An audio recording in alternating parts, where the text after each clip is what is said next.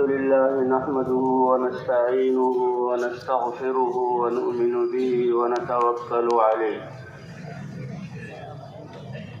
ونعوذ بالله من شرور أنفسنا ومن سيئات أعمالنا من يهده الله فلا مضل له ومن يضلله فلا هادي له ونشهد أن لا إله إلا الله وحده لا شريك له ونشهد أن سيدنا ومولانا محمدا عبده ورسوله صلى الله تعالى عليه وعلى آله وصحبه وأتباعه وسلم تسليما كثيرا كثيرا أما بعد فأعوذ بالله من الشيطان الرجيم بسم الله الرحمن الرحيم يا أيها الذين آمنوا اتقوا الله حق تقاته ولا تموتن إلا وأنتم مسلمون واعتصموا بحبل الله جميعا ولا تفرقوا واذكروا نعمة الله عليكم إذ كنتم أعداء فألف بين قلوبكم فأصبحتم بنعمته إخوانا وكنتم على شفا حفرة من النار فأنقذكم منها كذلك يبين الله لكم آياته لعلكم تهتدون ولتكن منكم أمة يدعون إلى الخير ويأمرون بالمعروف وينهون عن المنكر وأولئك هم المفلحون فقال تعالى ومن أحسن قولا ممن دعا إلى الله وعمل صالحا وقال إنني من المسلمين صدق الله العظيم وقال رسول الله صلى الله عليه وسلم إنكم على بينة من ربكم ما لم تظهر فيكم سكرتان سكرة الجهل وسكرة حب العيش وأنتم تأمرون بالمعروف وتنهون عن المنكر وتجاهدون في سبيل الله فإذا ظهر فيكم حب الدنيا فلا تأمرون بالمعروف ولا تنهون عن المنكر ولا تجاهدون في سبيل الله القائلون يومئذ بالكتاب والسنة كالسابقين الأولين من المهاجرين والأنصار وقال النبي صلى الله عليه وسلم لا الفقر أخشى عليكم ولكن أخشى عليكم الدنيا أن تبسط عليكم كما بسطت على من كان قبلكم فتنافسوها كما تنافسوها فتهلككم كما أهلكتهم وقال عليه الصلاة والسلام ألا فليبلغ الشاهد منكم الغائب أو كما قال النبي صلى الله عليه وسلم میرے عزیز دوستوں اور بزرگوں اور بھائیوں، اللہ نے یہ زندگی بہت بڑی نعمت، ایک امانت ہمیں عطا فرمائی ہے، اور تھوڑی سی دیر کے لیے اس دنیا میں انسان کو بھیجا ہے، اور اس دنیا میں بھیجنے کا مقصد آخرت کی تیاری ہے، اور اللہ کے دربار میں جو پیشی ہوگی، اللہ کے سامنے پیش ہونے کی تیاری ہے۔ اللہ کی رضا حاصل کرنے کے لیے اللہ نے یہ زندگی عطا فرمائی ہے۔ سارے انسانوں نے آخرت کی طرف لوٹ کر جانا ہے، جو آیا ہے اس نے دنیا سے جانا ہے۔ ان الینا ایابہم ثم ان علینا حسابہم، سب انسانوں کو اللہ کی طرف لوٹ کر جانا ہے، اور اس زندگی کا اللہ تعالیٰ حساب لیں گے۔ یہ زندگی جو دی ہے بے مقصد نہیں، ساری کائنات کو انسان کے لیے مسخر کیا اور اس کی خدمت میں لگایا، اور اللہ اس نظام کو چلا رہے ہیں، اس انسان کو اشرف المخلوقات بنایا۔ اس لیے آخرت کی تیاری کے لیے اللہ نے ہمیں دنیا میں بھیجا ہے اور بہت تھوڑا سا جو ہے وقت عطا فرمایا ہے اور بہت بڑے مقصد کے لیے بھیجا ہے، اور اللہ تعالیٰ اس انسان کے عمل کے بہت قدردان ہے۔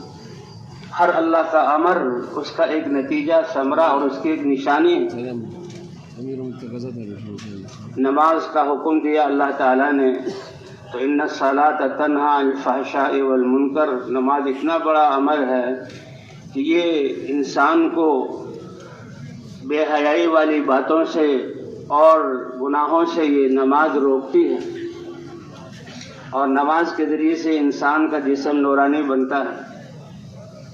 وہ تو آتا ہے کہ سبحان اللہ، مسلمان سبحان اللہ کہے، الحمدللہ کہے، یہ کلمہ زمین اور آسمان کی فضاؤں کو نور سے بھر دیتا ہے۔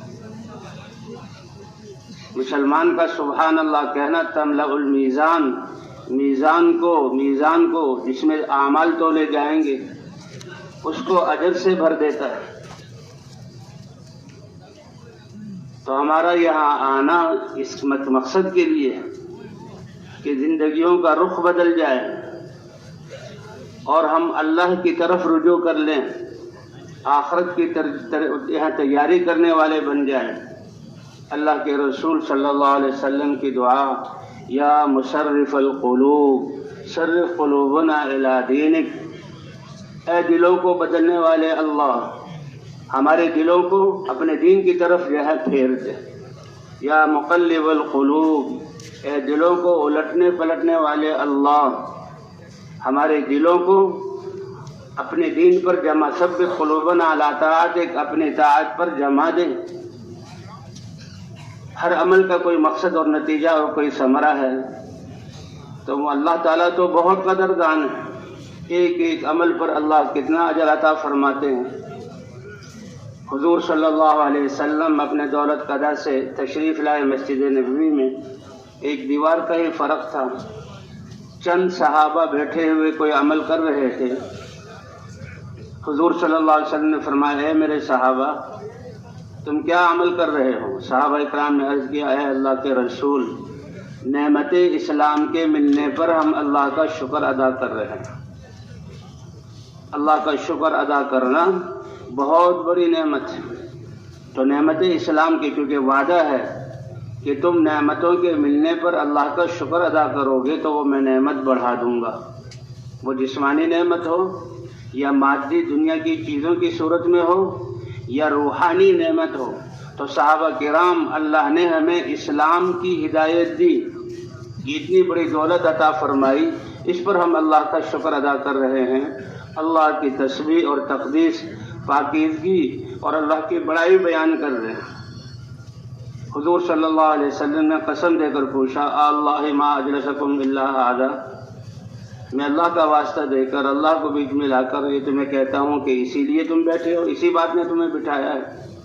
صحابہ کرام نے بھی اللہ کا نام لے کر، اللہ ما اجلسنا الا ھذا، اے اللہ کے رسول اسی لیے ہم بیٹھے۔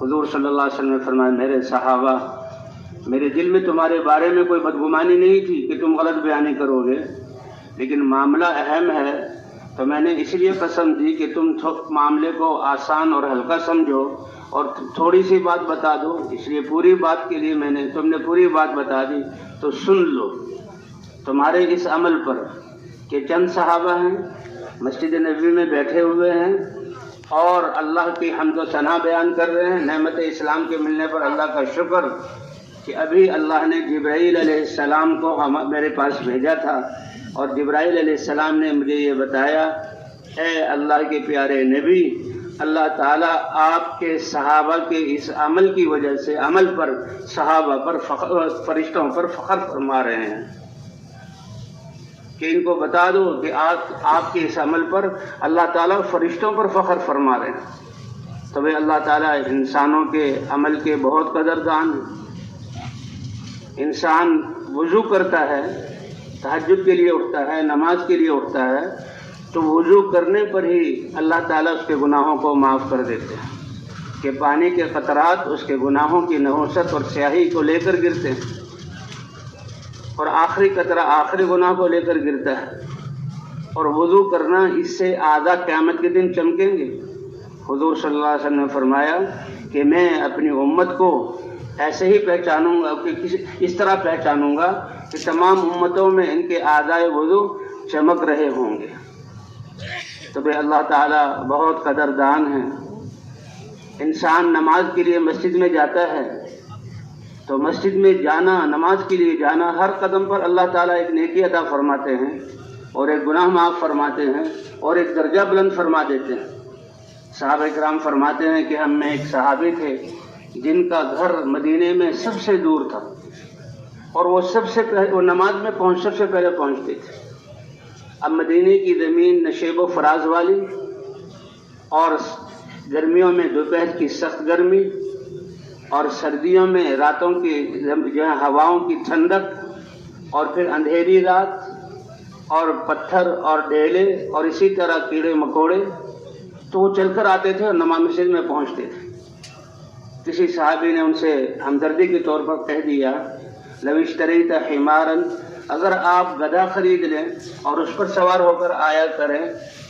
تو صحابی نے کیا عرض کیا کہ میں یہ پیدل چل کر آتا ہوں اس لیے تاکہ اللہ مجھے ہر قدم پر اس کا اجر عطا فرمائے، اس تکلیف پر اس کا اجر عطا فرمائے۔ حضور صلی اللہ علیہ وسلم کو پتہ لگا، حضور صلی اللہ علیہ وسلم نے فرمایا کہ یہ سارا اجر اللہ نے اس کے لیے لکھ دیا۔ مسجد کے آس پاس کی جگہیں کچھ خالی ہوئی۔ بنی سلمہ ایک قبیلہ تھا جو مسجد سے دور رہتا تھا، انہوں نے ارادہ کیا بھائی یہ تو بہت اچھی بات ہے، ہم اپنے گھر مسجد نبوی کے قریب بنا لیں، آسانی کے ساتھ نماز کے لیے پہنچ جائیں، پہلے پہنچ جائیں۔ اللہ کے رسول صلی اللہ علیہ وسلم نے اس بات کو پسند نہیں فرمایا، بلکہ فرمایا اے بنی سلمہ دیارکم، جو مسجد سے گھر دور ہوں انہی گھروں میں رہو، انہی گھروں میں رہو، اور وہاں سے پیدل چل کر آؤ اور اللہ نماز ادا کرنے کے لیے آؤ۔ تکتب آثارکم، تمہارے قدموں کو لکھا جاتا ہے اور اللہ تعالیٰ اس کا اجر عطا فرمائیں گے۔ تو بھئی اتنے بڑے مجمع کا آنا یہ صرف آمدند و نشستند و شنیدند و برخاستند کے لیے نہیں ہے کہ مجمع اکٹھا ہو گیا، اس میدان میں بیٹھ گئے اور بات ہم نے سن لی اور چلے گئے۔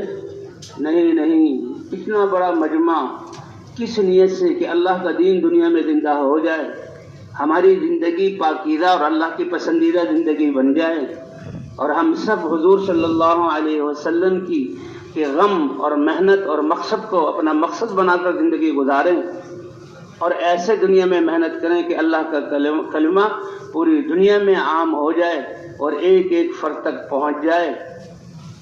تو اپنے گھروں کو چھوڑ کر آنا، یہ سفر اختیار کرنا، اور کاروباروں اور راحتوں کو چھوڑنا، سفر کی مشقتوں کو جھیلنا، اور 3 دن سے اس میدان میں بیٹھے ہوئے ہیں اور صبح سے شام تک اللہ رسول کی بات سن رہے ہیں، اس کا مقصد کہ ہماری رخ آخرت کی طرف پھر جائے، ہماری زندگیاں بدل جائیں۔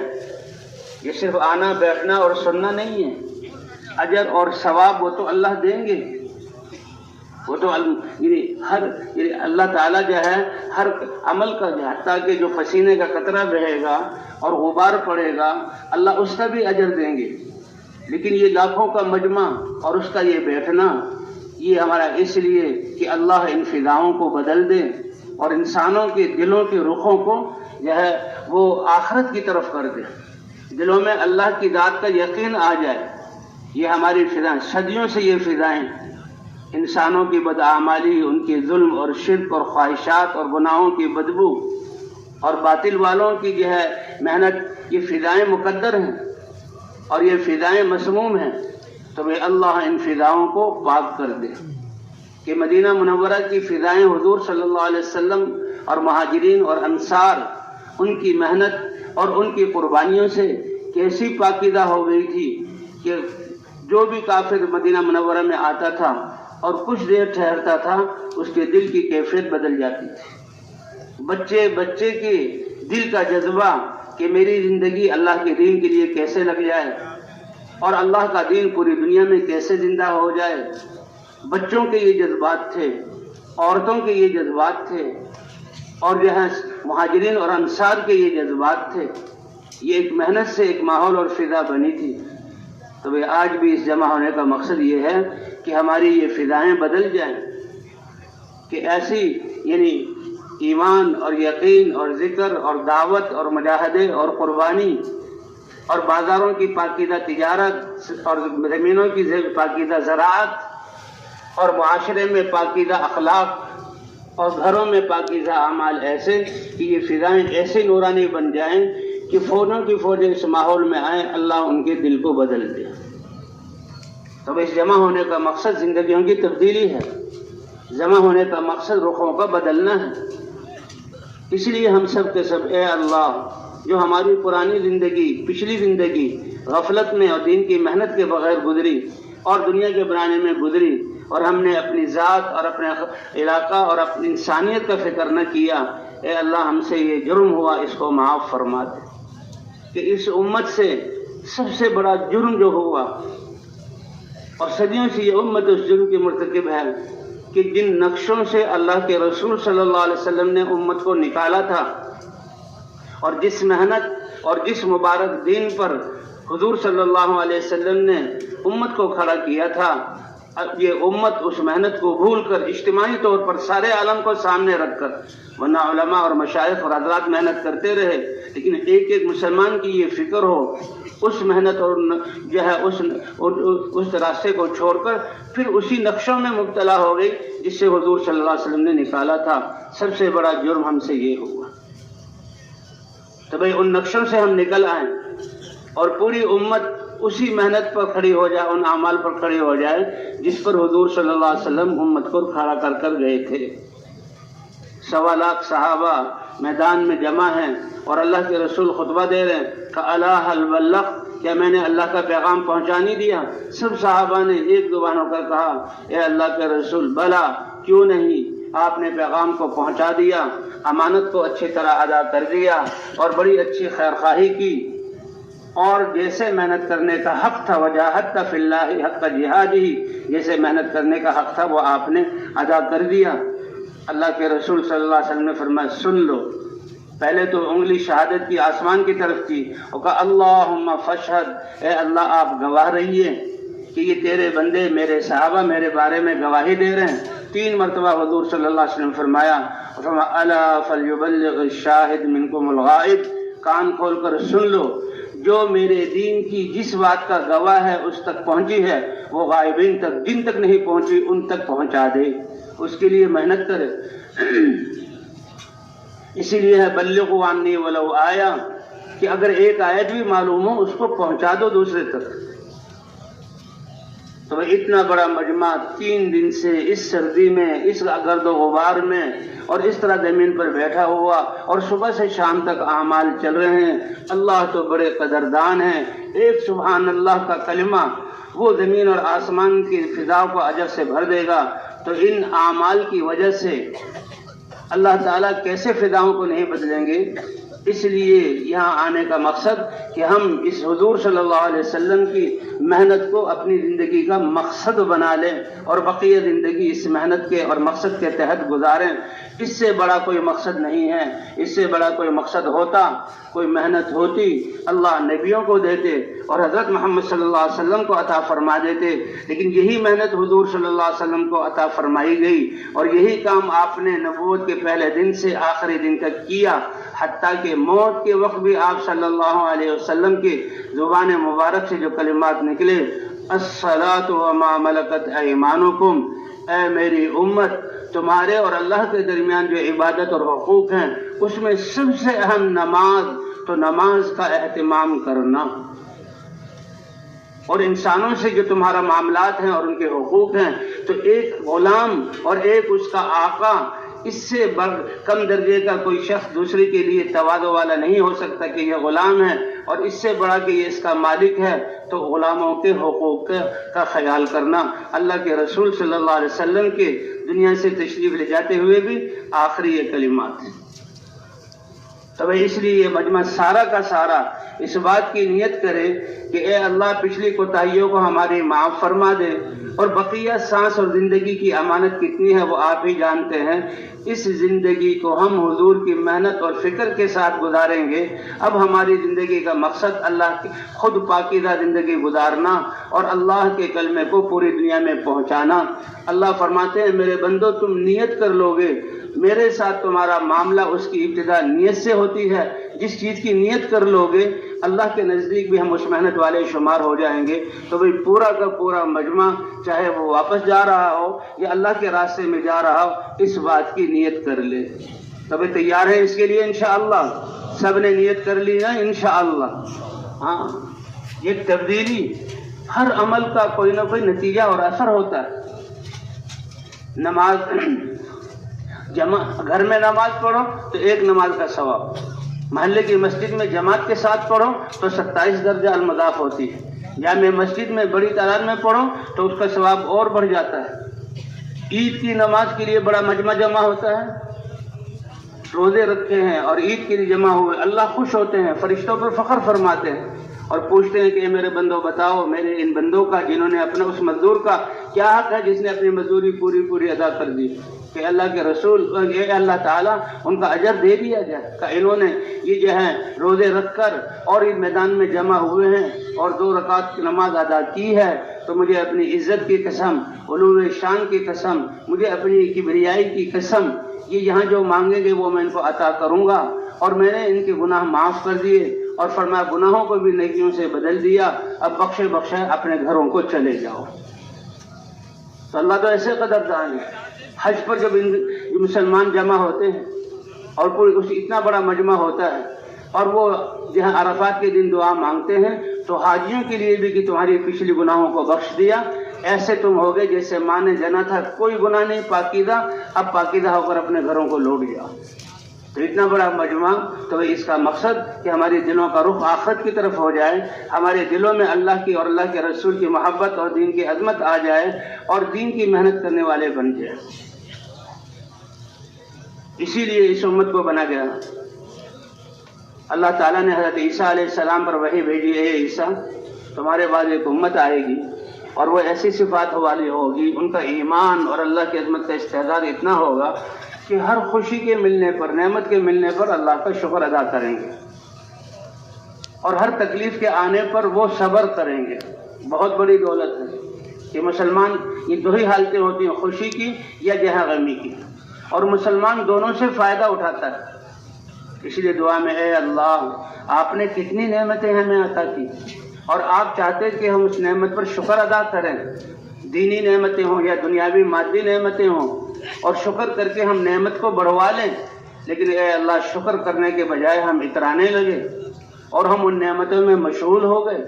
اے اللہ ہماری اس کمی کو معاف فرما دے۔ اے اللہ کتنی دفعہ آپ نے ناگواری کے حالات بھیجے تاکہ ہم صبر کریں، اور صبر کتنی بڑی طاقت ہے کہ ان اللہ مع الصابرین، صبر کرنے والوں کے ساتھ کون ہیں؟ اے اللہ آپ نے تو حالات بھیجے کہ ہمارا ایمان یہ کہتا ہے کہ یہ اللہ کی طرف سے آئے ہیں اور وہ ارحم الراحمین ہے، اس کا حالات بھیجنے میں اس میں کوئی ہمارا فائدہ ہے؟ اے اللہ ہم نے ناصبری کی، بے صبری کی، اور ہم نے جو ہے واویلا کیا، اے اللہ ہمارے اس جرم کو معاف فرما دے۔ تو فرمایا وہ امت ایسی ہوگی ہر نعمت کے ملنے پر شکر کرے گی اور ہر ناگواری پر صبر کرے گی۔ ولا علم لهم ولا حلم، اور ان کے پاس اپنا کوئی علم بھی نہیں ہوگا اور ان کے پاس اپنا کوئی حلم بھی نہیں ہوگا۔ عیسیٰ علیہ السلام بڑے حیران ہوئے، اے اللہ اتنی بڑی 2 صفتیں اور ان کے پاس کوئی علم اور حلم نہیں۔ اللہ تعالیٰ نے فرمایا ہاں وَأُعْطِيهِم مِّنْ عِلْمِي وَأُعْطِيهِم مِّنْ حِلْمِي، کہ میں اپنے علم میں سے ان کو علم عطا کروں گا اور اپنے حلم میں سے حلم عطا کروں گا۔ ہم تو نیتیں بدل لیں اور عزم کر لیں، اے اللہ تیری دین کے لیے ہمارا سب کچھ لگے گا، یعنی دین کے تقاضوں کو ہم آگے رکھیں گے اور دنیا کی تقاضوں کو ہم پیچھے رکھیں گے۔ کس نیت سے؟ اس لیے بھائی مسلمان، حضور صلی اللہ علیہ وسلم نے جو محنت کی فرمائی اور 23 سال ہم جو محنت کی، اس میں ایک مجموعہ تیار ہو گیا، ایسا مجموعہ کہ جن اللہ تعالیٰ نے اپنی رضا کا پروانہ ان کے لیے دنیا میں اتارا اور یہ اعلان فرمایا کہ قیامت تک جو ان کے راستے پر چلے گا اللہ فرماتے ہیں میں ان کو اپنی رضا عطا کر دوں گا۔ تو صحابہ کرام کے دو ہی کہ وہ اللہ کے راستے میں نقل و حرکت کرنے والے، یہ نقل و حرکت کرنے والے یہ مہاجرین کے مشابہ ہیں کہ جیسے ہجرت تو ہوتی ہے کہ اپنے ایمان کی حفاظت کے لیے وطن کو چھوڑ کر دوسرے وطن کو اختیار کرنا، یہاں بھی اپنے اندر دین لانے کے لیے اور دنیا کو پیغام پہنچانے کے لیے اپنے گھر کو چھوڑ کر اللہ کے راستے میں نکلنا، یہ ان سے کچھ مشابہت ہے۔ اور یا دوسری قسم مسلمانوں کی کیا ہے کہ جو آنے والے ہیں ان کی نصرت کرنا، ان کو دین سکھانا۔ تو اللہ کے راستے میں نکلنے والے یہ مہاجرین، اور اللہ کے راستے میں نکلنے والوں کا اجر یہ بہت زیادہ ہے، اللہ کے راستے میں جو نکلنے والے۔ تو اس لیے جو گھروں کو واپس جا رہے ہیں اس محنت والے بن کر جائیں کہ اے اللہ پچھلی کوتاہی کو معاف فرما دے، آئندہ کی زندگی ہماری اس میں یعنی حضور صلی اللہ علیہ وسلم کا امتی اور پوری انسانیت کی فکر کرنے والا کہ پوری انسانیت جو ہے کیسے اللہ کی ناراضگی سے بچ جائے، کیسے دنیا آخرت کی ناکامی سے بچ جائے اور اللہ کو راضی کر کے دنیا اور آخرت کی کامیابی حاصل کرنے والا بن جائے۔ یہ فکر سب سے زیادہ اللہ کو محبوب ہے۔ تو یہ واپس جانے والے سب سے پہلے تو بھائی کہ اپنی نمازوں کا اہتمام، پانچوں نمازیں اپنی مسجد میں ادا کریں اور جماعت کے ساتھ ادا کریں، اور پھر اس دعوت والے ہر ساتھی ان میں سے کہ حضور صلی اللہ علیہ وسلم نے صحابہ کو کی جو تربیت کی ان کو اعمال پر کھڑا، سب سے پہلے کہ ہر صحابی دعوت دینے والا تھا، اور دعوت کے عنوان میں کیا ہے کہ جس مجلس میں اور جہاں بھی ہم ہوں مخلوق سے اللہ کی طرف بلائیں۔ جب بھی مجلسوں میں مخلوق کا ذکر ہو اور جو ہم چیزوں کا ذکر ہو تو ہم اللہ کی بڑائی کو بیان کریں اور اللہ کی طرف لوگوں کو بلائیں، اور مادی نقشوں سے اور مال اور اسباب سے ہم اعمال کی طرف بلائیں، اور بھائی دنیا سے آخرت کی طرف بلائیں ہر مسلمان یہ دعوت دینے والا۔ تو حضور صلی اللہ علیہ وسلم نے صحابہ کو دعوت پر ڈالا، اور اسی دعوت کی تقویت کے لیے پھر جو علم اترا تعلیم و تعلم پر ڈالا کہ اللہ کے احکام کو کی تعلیم حاصل کرنا اور اللہ کے احکام کو دوسروں کو سکھانا۔ اس جو بھی علم اترتا تھا صحابہ دوسروں کو، تو ہر مسلمان دعوت والا بن جائے۔ یہ مردوں کی بھی ذمہ داری ہے، عورتوں کی بھی ذمہ داری ہے، اور علم کی فضائیں عام ہو جائیں۔ پہلے فضائل کی تعلیم میں بیٹھیں اور فضائل اور اللہ کے وعدے سنیں، پھر شوق آئے اللہ کے احکام کو نبی کے طریقے پر پورا کرنے کا، پھر جہاں سیکھنے سکھانے کا، اور علماء سے رابطہ کر کے اپنی زندگی کو علم والا بنانا۔ اور بھائی ایمان کے بعد انسان کو عبادت کے لیے پیدا کیا تو سب سے بڑی عبادت نماز کی ہے، تو بھائی نمازوں کا اہتمام کرنا۔ یہ ساتھی اس نیت سے جائیں کہ ہم اپنے گھروں کے افراد کو اور اسی طرح محلے کے ایک ایک مسلمان کو 100% نمازی بنائیں گے، جو بھائی کوشش کریں گے انشاءاللہ کوئی بے نمازی نہ رہے، کوئی بے نمازی نہ رہے۔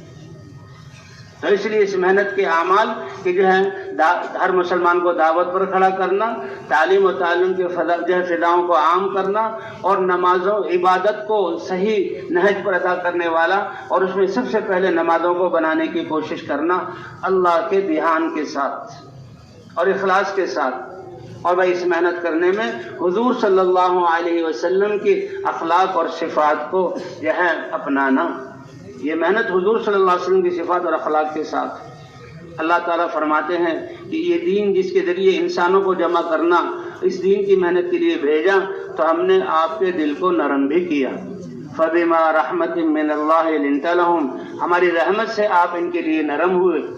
آپ اللہ کے حبیب سید الانبیاء اور انسانیت کے مقتدا ہوتے ہوئے اگر آپ سخت دل والے ہوتے، ماتھے پہ تیور لانے والے ہوتے، آپ کی زبان سخت ہوتی تو صحابہ اس طرح آپ کے پاس گرد جمع نہ ہو سکتے۔ تو صرف حضور صلی اللہ علیہ وسلم کی صفت تواضع، فرمایا جس کے دل میں بڑائی ہو یہ اللہ کو ناپسند ہے، جو اپنے آپ کو بڑا کہ میں بڑا فلاں سے اچھا ہوں اور میرے جیسا کوئی نہیں، اور اللہ کی نظر میں اسی وقت گر گیا۔ فرمایا جو تکبر کرے گا اللہ فرماتے ہیں مجھ پر ضروری ہے کہ اس کو میں نیچا کر کے دکھاؤں، اور جو تواضع اختیار کرے گا اللہ فرماتے ہیں میں اسے بلند کروں گا۔ اے اللہ میں کچھ نہیں اور مجھ سے کچھ نہیں، یہ سارے مجھ سے افضل ہیں، جو تواضع اختیار کرے گا اللہ اس کو ضرور بلندی عطا فرمائیں گے، اور جو میانہ روی اختیار کرے گا اللہ تعالیٰ اس کو غنی کر دیں گے، اور فرمایا جو اللہ سے ملنے کو پسند کرے گا اللہ بھی اس سے ملنے کو پسند فرمائیں گے، اللہ بھی اس سے ملنے کو پسند فرمائیں گے۔ اس لیے بھائی ہر مسلمان کو ان اعمال والا بنانا، اس کے لیے یہ ہمارے جو اعمال ہیں مسجدیں، ہم مسجدوں والے بن، مساجد اللہ کا گھر ہیں، مساجد اللہ کا گھر ہیں، اور مسجدوں کو آباد کرنے والے فرمایا بشر المشائین فی الظلم بالنور التام یوم القیامہ، کہ جو بکثرت اندھیروں میں مسجدوں کی طرف آتے ہیں تو ان کو خوشخبری سنا دو، قیامت کے دن ایک پورا نور ان کے ساتھ ہوگا۔ من غدا الى المسجد او راحا اعد اللہ له نزلا فی الجنة كلما غدا او راحا۔ یہاں تو اپنے گھر سے، اپنی دکان سے، اپنے کارخانے سے، اپنے دفتر سے مسجد کی طرف آ رہے ہیں، یہ مسجد کی طرف جو قدم اٹھ رہے ہیں یہ اللہ کو کتنا پسند ہے۔ اللہ فرماتے ہیں ہر آنے پر، صبح یا شام آنے پر، ہر آنے پر میں قیامت کے دن جو ہے ایک اپنی مہمانی تیار کروں گا اور ان کو وہ عطا کروں گا۔ اعد اللہ له نزلا فی الجنة، جنت میں ایک ایک آنے پر ایک مہمانی اللہ کی طرف سے اس کو پیش کی جائے گی۔ اور مسجدوں کے آباد کرنے والوں کو اللہ تعالیٰ جب دیکھتے ہیں تو عذاب کو اٹھا لیتے ہیں۔ اس لیے بھائی مسجدوں کو مسجدوں کی طرف لوگوں کو لانا، تو اس کے لیے جو ہے یہ ہر مسلمان دعوت، ہر مرد اور عورت، اور گھروں میں بھی اس ذمہ داری کو، جیسے مرد ذمہ دار ہیں گھر عورتیں بھی ذمہ دار ہیں۔ جیسے مدینے کی فضا ایسی کہ عورتوں کے جذبات اور بچوں کی ایسی تربیت، جیسے مرد ذمہ دار ہیں بعینہ اتنی ہی ذمہ داری عورتوں پر بھی ہے۔ حضرت خدیجہ رضی اللہ تعالیٰ عنہ کو حضور صلی اللہ علیہ وسلم نے جب دعوت دی، اے خدیجہ لات اور عزا سے برات ظاہر کرو اور اللہ کی ذات پر اور وحدانیت پر ایمان لے آؤ، تو حضرت خدیجہ رضی اللہ تعالیٰ عنہ نے عرض کیا اے اللہ کے رسول، آپ اپنی دعوت کی ابتدا مجھ سے کر رہے ہیں، اور سب سے پہلے میں اس دعوت کو قبول کرتی ہوں، اور اس دعوت کو قبول کرتے ہی جو بڑی ان کی تجارت تھی اور تجارت کی وجہ سے گھر میں نعمتیں کھانا پینا تھا، اس تجارت کی فکر چھوڑ دی اور انسانیت کو کیسے گمراہی سے نکالنا یہ فکر شروع کر دی۔ خدیجہ رضی اللہ تعالیٰ عنہ ان کا جو زمانہ ہے، نہ انہوں نے کوئی حج کیا کہ حج فرض ہوا تھا، نہ نمازیں فرض پڑھی کہ فرض نمازیں بعد میں آئیں، اسی طرح زکوٰۃ اور رمضان کے روزے بھی نہیں رکھے، لیکن حضور صلی اللہ علیہ وسلم کا دعوت میں ساتھ دیا۔ اس لیے حضور صلی اللہ علیہ وسلم نے فرمایا کہ مردوں میں تو بہت سارے کمال کو پہنچے، لیکن عالم کی عورتوں میں کمال کو پہنچنے والی 4 عورتیں ہیں۔ اس میں ایک فرعون کی بیوی آسیہ بنت مزاحم ہے، اور دوسری حضرت مریم علیہ السلام، حضرت عیسیٰ علیہ السلام کی والدہ ہیں، اور تیسری حضرت خدیجہ رضی اللہ تعالیٰ عنہ ہے، اور چوتھی میری بیٹی فاطمہ بنت محمد صلی اللہ علیہ وسلم ہے۔ اور یہاں تک کہ پھر ایسا جو ہے دین کی محنت میں ساتھ دیا کہ گھر میں فاقے کی نوبت آ گئی، اور حضور صلی اللہ علیہ وسلم بیت اللہ کی طرف جا رہے ہیں، اللہ نے جبرائیل علیہ السلام کو بھیجا، اور جبرائیل علیہ السلام نے اللہ کا پیغام، اے اللہ کے نبی آج اللہ آپ کی بیوی خدیجہ کو سلام بھیج رہے ہیں۔ تو جیسے مردوں کی ذمہ داری ہے عورتوں کی بھی، اور عورتوں کو بھی یہ بتلانا کہ ہم حضرت محمد صلی اللہ علیہ وسلم کی امت میں ہیں، گھر کی زندگی دیندار ہو اور بچوں کی دینی تربیت ہو، اور ہماری صلاحیتیں اللہ کے دین کو دنیا میں زندہ کرنے پر لگے، یہ گھروں کا ماحول بھی بن جائے۔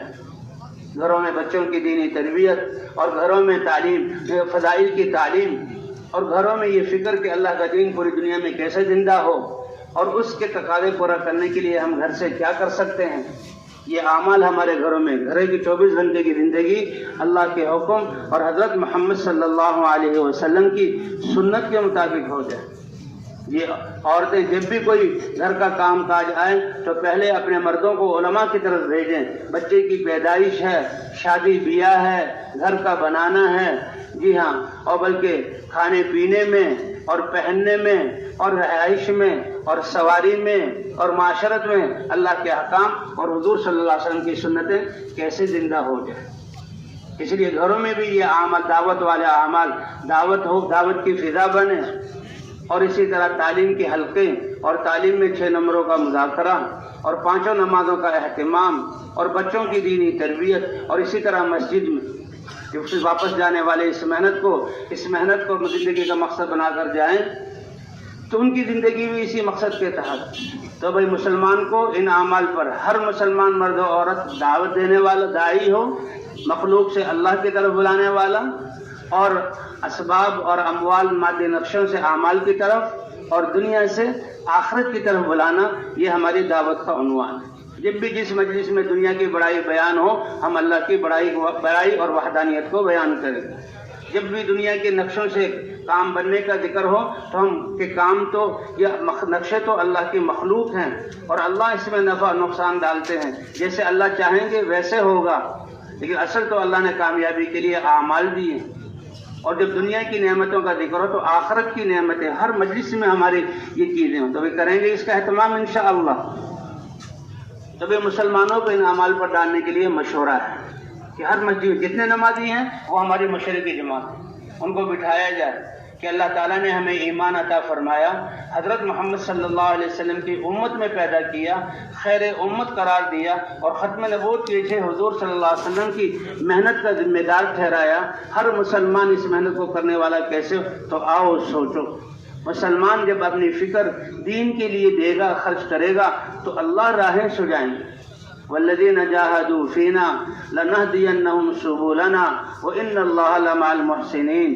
جو ہماری رضا کو حاصل کرنے کے لیے، ہمارے دین کو زندہ کرنے کے لیے اپنی جان اور مالوں کو لگائے گا، تو یہ لگانے والے البتہ ضرور بضرور ہم ان کو اپنی ساری راہیں دکھلا دیں گے، سمجھا دیں گے، اور ان راہوں پر چلا دیں گے. اللہ ساری راہیں کھولے. تو ہر مسجد میں مشورہ ہو، اپنے محلے اور اپنے گھر سے اور اپنی ذات سے لے کر پوری دنیا تک یہ پیغام کیسے پہنچ جائے. کیونکہ حضور صلی اللہ علیہ وسلم ساری انسانیت کے لیے رسول بنا کر بھیجے گئے، اور صحابہ کہتے ہیں کانا حریصا علی ہدایت الناس اجمعین. اور حضور صلی اللہ علیہ وسلم ساری انسانیت کو ہدایت کیسے مل جائے اس کے لیے فکر مند رہتے تھے، حرص کہ جس کے بغیر چین نہ آئے. اس لیے صحابہ کرام فرماتے ہیں کانا دائم الفکرۃ متواصل الاحزان. حضور ہمیشہ فکر مند رہتے، مسلسل غمگین رہتے، کسی پل چین نہیں آتا تھا. جا رہے ہیں اور آ رہے ہیں، صبح کو بھی جا رہے ہیں اور شام کو بھی جا رہے ہیں. ایک دفعہ حضور صلی اللہ علیہ وسلم گرمی میں، سخت گرمی میں، اور مکے کی گرمی، اور اس وقت کی گرمی جبکہ درختوں کا نام و نشان اور تعمیرات اور پانی بہت کم، اور بڑے پسینہ اور آپ کے بال پراگندہ، چہرے پر غبار آپ آئے. آپ کی بیٹی زینب چھوٹی سی تھی، انہیں دیکھا، وہ پانی کا پیالہ لے آئیں اور حضور کے چہروں کو دھونے لگی اور رونا شروع کیا کہ کیا ہوا اس قوم کو کہ میرے ابا حق کی طرف بلاتے ہیں اور وہ ان کو تکلیف دیتے ہیں. باپ نے جب بیٹی کے رونے کو دیکھا، اے بیٹی فکر نہ کر، اللہ نے تیرے باپ کو ایسا بڑا امر دے کے بھیجا ہے، لا يبقى بیت مدر ولا وبر الا ادخلہ اللہ بعز عزیز وذل ذلیل. ایسا معاملہ دے کر بھیجا ہے کہ اللہ ہر گھر میں، کچا گھر ہو یا پکا گھر ہو، خیمے کا ہو یا مٹی کا ہو، اللہ اس دین کو اس میں داخل کر کے رہیں. تو اس لیے بھی مشورہ ہو، اور مشورے کے بعد جو تقاضے سامنے ہیں اس کے لیے یہ 2.5 گھنٹے تو ابتدائی چیز ہے. جب سے ہم لگے ہیں 2.5 گھنٹے قابو نہیں آ رہے، تو بھئی یہ تو ابتدائی چیز ہے، اس سے تو ہم نے آگے بڑھنا ہے اور زیادہ وقت دینا ہے. اس کے لیے بھئی لوگوں سے ملاقاتیں ہیں، اور ملاقاتیں کر کے ہر ایک کو دعوت دینا اور زندگی کا مقصد سمجھانا، مقصد بدلوانا، اور نقل و حرکت کے لیے اس کو آمادہ کرنا. تو عصر سے عشاء یہ وقت تو کم سے کم ہے، بلکہ کہتے ہیں ہم بڑھاتے 8 گھنٹے تک اپنا وقت لے آئیں کہ اللہ کے بندے اور حضور صلی اللہ علیہ وسلم امتی جو ہیں لوگوں میں پھرتے ہیں، ان کو بلاتے ہیں. اسی طرح اسی جو ہم دعوت دے رہے ہیں کہ دنیا بھر کے انسانوں کامیابی اللہ کے حکموں کو نبی کے طریقے پر پورا کرنے میں ہے، وہ کیسے کامیابی ملے گی، اس کی تقویت کے لیے تعلیم کا حلقہ ہے. کہ مسجد میں یہ آدھے گھنٹے کی تعلیم کی جائے اور لوگوں سارے نمازیوں کو اس میں بٹھانے کی کوشش کی جائے. اب جو جتنا بیٹھے، لیکن ہم تو تعلیم کریں، اور تعلیم کے بعد ان کو اللہ کے راستے میں نکلنے پر، محنت کرنے پر آمادہ کریں. گھر میں بھی تعلیم ہو، اور گھر کی تعلیم میں گاہے بگاہے 6 نمبروں کا مذاکرہ بھی ہو تاکہ یہ 6 صفات ہمارے اندر آ جائیں. ہر عمل ہمارا ایمان اور اللہ کی ذات پر یقین کی اس عمل سے کامیابی ملے گی اور حضرت محمد صلی اللہ علیہ وسلم کی سنت کے مطابق ہو اور فضائل کے شوق میں ہو. فرمایا مسلمان کوئی عمل کرے اور دل غافل ہو، لا اجر لمن لا حسبت لہو. اے میرے بندے، جب اس عمل سے میری خوشنودی اور میرے اجر اور میرے ثواب کی تم نے امید ہی نہیں رکھی تو کیا اجر دوں؟ تم نے تو ایک فریضے کو ٹال دی. اس لیے کہ یہ فضائل کی تعلیم میں بیٹھ کر ہماری عبادتوں میں جان آ جائے، شوق اور ذوق ہمارا بڑھ جائے. اس لیے 6 نمبروں کا مذاکرہ ہے. تو اس یہ گھر کی تعلیم میں ہے. تو بھائی اس طرح مسجد کی تعلیم ہے، ایک گھر کی تعلیم ہے، اور اس کے ساتھ ساتھ جو ہے 2 گشت ہیں کہ ہفتے میں 1 گشت اپنے محلے کے لیے کہ عصر سے لے کر عشاء تک وقت فارغ کر کے ہم محلے والوں کے پاس جائیں، گشت کریں اور ان کو جمع کریں اور بیان کر کے ان کی تشکیل. مقامی جو گشت ہے 100% لوگوں سے مل کر ان کو اس محنت پر آمادہ کرنے کے لیے. اور بھائی بیرونی گشت ہے وہ آس پاس کے مسجدوں میں بیرونی گشت کے ذریعے سے ان کو اس محنت والا بنانا. اور بھی بھائی مہینے کے 6 روزے، یہ تو 6 روزہ کم سے کم ہے، یہ متعین کریں. اور کم مہینے کا 6 روزہ کے 2 پرانے ساتھی یا 1 پرانا ساتھی 27 دن میں اپنے ساتھ نئے ساتھیوں کو جمع کر کے تیار کر کے پھر اللہ کے راستے میں لے جائے اور 5 کوسہ بستیوں میں جا کر محنت کی جائے. یہ 3 دن کے لیے کتنی دور جایا جائے کہ 3 دن کے لیے اتنی دور جائیں کہ پہلے دن کے بھی سارے اعمال ہمارے ہو جائیں اور بستی والوں کو اس محنت پر کھڑا کریں. تو وہ کریں گے انشاءاللہ. اور اسی طرح 40 دن جو ہے اللہ کے راستے میں ملکی سطح پر 40 دن کے لیے جو ہے پھرنا اور جو ہے کیا کہتے ہیں دعوت کو دینا. اس کے لیے پہلی فرصت میں 4 مہینے اور پھر سالانہ چلہ. اللہ اس کے توفیق عطا فرمائے. اور بھائی جو اللہ کے راستے میں جانے والے ہیں یہ تو بہت ہی مبارک اور بہت ہی خوش نصیب اللہ کے راستے میں جانے والے. صحابہ کرام نے پوچھا یا رسول اللہ کے راستے میں جانے والے کے اجر کے ہم پا سکتے ہیں؟ تو حضور صلی اللہ علیہ وسلم نے فرمایا کیا تم اس بات کی طاقت رکھتے ہو کہ جب وہ اللہ کے راستے میں جائیں تو تم روزے کی نیت کر لو اور واپسی تک روزے میں رہو، اور جب وہ اللہ کے راستے میں جائیں تم نماز کی نیت باندھ لو اور ان کی واپسی تک نماز پڑھتے رہو؟ یا ہو سکتا ہے؟ یا رسول اللہ ایسا ہم کر نہیں سکتے. فرمایا اگر ایسا کر بھی لو تو بھی تم ان کے اللہ کے راستے میں نکلنے کے 10ویں حصے کے اجر کو نہیں پا سکتے. تو اللہ کے راستے میں نکلنا یہ بہت بڑی بات ہے، بہت خوش قسمت ہے جو اس میدان سے بھائی جیسے عرض کیا گیا کہ جمع ہونے کا مقصد کی نیت مقصد تو ہم سب کا بدل جائے، یہ تبدیلی اور اللہ کی طرف ہمارا رخ ہو جائے اور اس محنت کرنے کی نیت سے ہم لوگ جو ہیں بقیہ زندگی گزاریں. کچھ اپنے مقام پر جا کر اور انشاءاللہ پھر ترتیب بنا کر اللہ کے راستے میں نکلیں گے، اور کچھ نفل جا رہے ہیں. یہ بہت ہی مبارک اور خوش قسمت لوگ ہیں جو اللہ کے راستے میں جا رہے ہیں.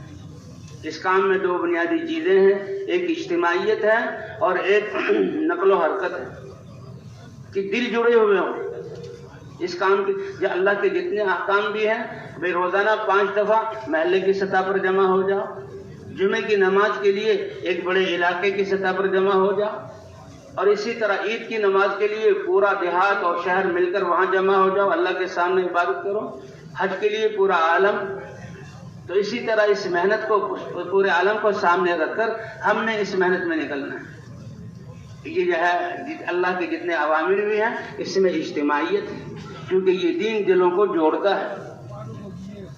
کہ اے ایمان والو یاد کرو اللہ کی نعمت کو جب خواہشات پر اور اپنے رسم و رواج طریقے پر چل رہے تھے، دشمنیوں والی زندگی، دل اتنے سخت ہو گئے تھے کہ ایک نادان انسان اپنی بیٹی کو گڑھا کھود کر اس میں زندہ دفن کرتا تھا اور کہتا تھا یہ میری غیرت کے خلاف ہے کہ میں اس کو پالوں. اور ایک انسان اللہ کی ذات پر یقین نہ ہوتے ہوئے اپنے بیٹے کا گلا گھونٹ کر قتل کر دے، اپنے سگے بیٹے کو اتنے دل سخت ہو گئے تھے کہ جب میں بھوکا ہوں، میرے پاس کھانے کے لیے نہیں، تو اس کو کہاں سے کھلاؤں گا، یا میرا ہی جہاں کھانا کافی ہوتا ہے اس کو دوں گا تو یہ بھی بھوکا میں بھی۔ وَيَقْتُلُونَ أَوْلَادَهُمْ خَشْيَةَ إِمْلَاقٍ، اس طرح کے ان کی جو ہے وہ یہ سختی دلوں میں آ گئی۔ اس لیے اللہ تعالیٰ نے اپنا دین لے کر بھیجا اور حضور صلی اللہ علیہ وسلم نے اس محنت کو کیا۔ تو بھئی اللہ کے راستے میں یہ نکلنا، اس کے لیے تو کہتے ہیں یہ اتنا ضروری کہ جب تشکیل ہو جائے تو فوراً ہم اللہ کے راستے میں نکلیں۔ ایک دفعہ حضور صلی اللہ علیہ وسلم نے ایک جماعت کی تشکیل کی رات کے وقت، رات کا اندھیرا اور اس زمانے کی فضائیں۔ صحابہ کرام نے عرض کیا، یا رسول اللہ اگر اجازت ہو تو رات گھروں میں گزار لیں، صبح کا چاندنا جب ہو تو ہم جو ہے پھر نکل جائیں۔ تو اللہ کے رسول صلی اللہ علیہ وسلم نے کیا فرمایا، کیا تم یہ نہیں چاہتے کہ تمہاری یہ رات بھی جنت کے باغوں میں گزرے؟ جب تشکیل ہو جائے تو اللہ کے راستے میں، صحابہ سمجھ گئے اور اسی وقت اللہ کے راستے میں نکل گئے۔ تو اس محنت میں دو چیزیں ہیں، ایک اجتماعیت ہے، ایک نقل و حرکت ہے۔ اللہ نے سارے نظام کو نقل و حرکت میں رکھا ہے۔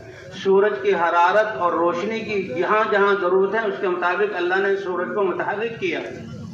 اسی طرح ہواؤں کی جن مخلوقات کو، جن انسانوں کو جہاں جہاں ضرورت ہے اتنا اللہ نے ہوا کو جاری کیا۔ اور پانی سے اللہ نے ہر چیز کی زندگی دی ہے، پانی کو اللہ نے متحرک کیا۔ اور یہ امت حضور صلی اللہ علیہ وسلم کی نائب ہے اور حضور صلی اللہ علیہ وسلم عالمی رسول ہیں، اور اس امت کو بھی پورے عالم کے لیے، تو اس لیے اس کو بھی متحرک کیا۔ ہماری اس حرکت میں نیت ساری انسانیت کی اور قیامت تک آنے والی نسلوں کی بھی ہو۔ جیسی ہماری نیت ہوگی ایسے ہی اللہ کی طرف سے ہماری تربیت کے اسباب مہیا ہوں گے، اور اللہ ہمارے اعمال کا اثر اس طرح ڈالیں گے اور اجر بھی اسی کے مطابق ہوگا۔ فرمائے یہ امت جو قیامت میں پیش ہوگی، باقی امتیں اپنے دین اور دین پر چلنا، نبیوں کی اطاعت، اس کا اجر لے کر آئیں گی اور اس کا نور ان کے ساتھ ہوگا۔ لیکن اس امت کا جو قیامت میں حشر ہوگا، نورہم مثل نور الانبیاء، ان کے جسم سے نکلنے والا نور نبیوں کے نور کی طرح ہوگا۔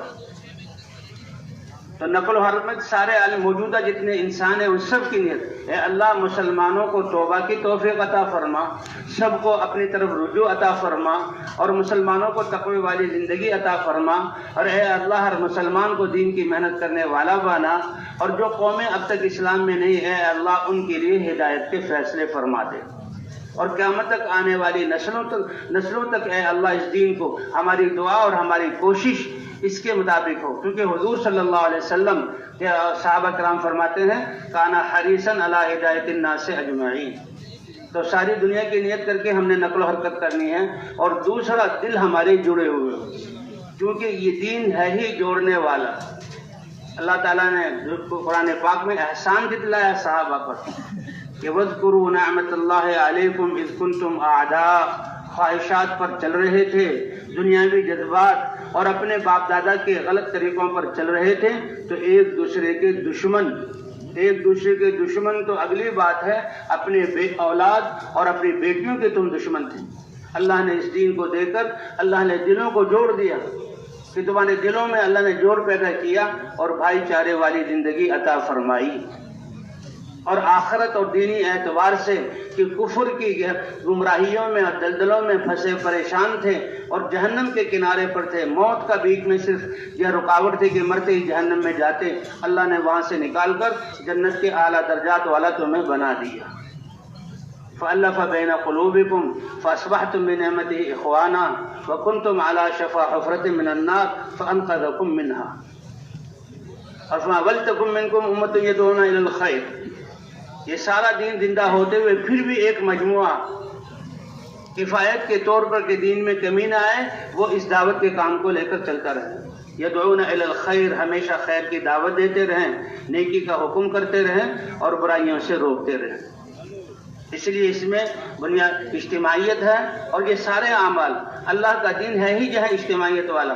ہمارے یہ اعمال بھی اجتماعیت کے لیے، تعلیم پر جڑو، گشتوں میں جڑو، اللہ کے راستے میں نکلنے کے لیے جوڑو اور اجتماعات پر ماشاءاللہ لاکھوں کا مجمع ہے.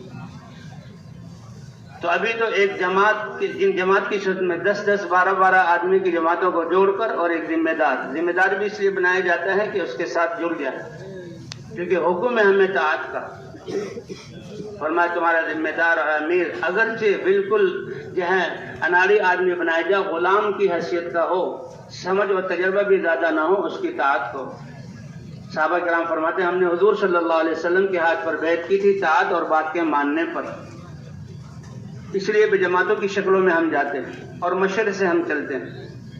جماعت کی جب تشکیل ہو جائے، ذمہ دار ساتھی سارے ساتھیوں کو جوڑ لیں، اور بھائی دعا کے فوراً بعد ہم یہاں سے اللہ کے راستے میں نکلنے کی ترتیب بنا لیں. تشکیل ہونے کے بعد رکنا یہ فائدہ مند نہیں ہے. ہم رکیں گے کس لیے کہ بھائی سواری نہیں مل رہی، تو سواری کا تو سوال نہیں، ہم تو پیدل چلیں. حضور صلی اللہ علیہ وسلم کو اللہ تعالیٰ نے معراج میں لے جانے کے لیے براق سواری دی، لیکن اپنا پیغام پہنچانے کے لیے حضور مدینے کی ہر گھاٹی، ہر پہاڑ کی چوٹی اور ہر درے میں خود چل کر جاتے تھے. اور یہ ہے طائف کا سفر آپ نے پیدل کیا، اور صحابہ کرام کے سفر کتنے پیدل ہوئے، تو یہاں سے پیدل چل پڑے. لیکن یہ جماعت بن جائے، آپس میں جمع ہو جائے، اور جمع ہو کر کچھ آپس میں مشورہ ہو جائے کہ مشورے سے چلیں گے تو دل جڑے رہیں گے، کہ جو علاقہ ہمیں ملا ہے کہ جی فلاں علاقے میں ہمیں جانا ہے، اور وہاں کے جو ہے معلومات، تبلیغ والوں کی معلومات کرنا کس اعتبار سے؟ اس اعتبار سے کہ جس علاقے میں جا رہے ہیں دین پر چلنا اور دین کی محنت کرنے میں اور نمازوں میں ان کا کیا حال ہے، تاکہ ہم فکر کریں اور دعا کریں، دینی جس سطح پر ہے اس سے آگے بڑھ جائیں اور اللہ کے راستے میں نکلنے والے بن جائیں. سارے ساتھیوں کو یہ بتا دیا جائے اور بتا کر ان کو دعا میں مشغول کر دیا جائے. فکر ہماری یہیں سے شروع ہو جائے، پھر فکر پر اللہ راہیں کھولیں. اور کیونکہ اجتماعیت کے ساتھ ابھی تو 12 آدمی کی جماعت، پھر اللہ جو ہے جیسے اب مرکزوں میں ہزاروں کے قریب آدمی جمع ہو جاتے ہیں، اجتماعات میں لاکھوں کے قریب، پھر گاؤں کے گاؤں اللہ کے راہوں میں نکلیں گے اور اللہ تعالیٰ دینی فضاؤں کو قائم فرمائیں گے.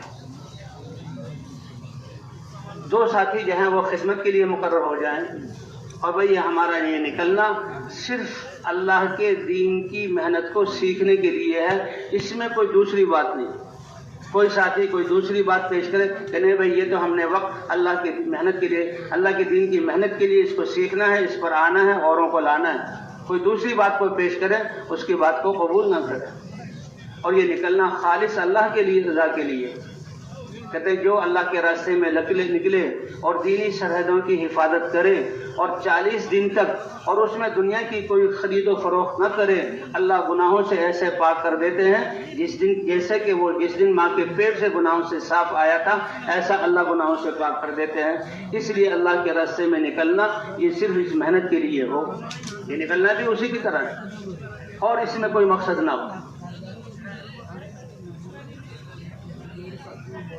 ذمہ دار ساتھیوں کو جمع کر کے اور پھر بتانا کہ ہمارا نکلنا کہ ہم خود کیسے تقوی والی زندگی والے بن جائیں، اور یہ مسلمان اللہ کے دین پر چلنے والے بن جائیں، اور یہ مسلمان مرد عورت اللہ کے دین کی محنت کرنے والے بن جائیں.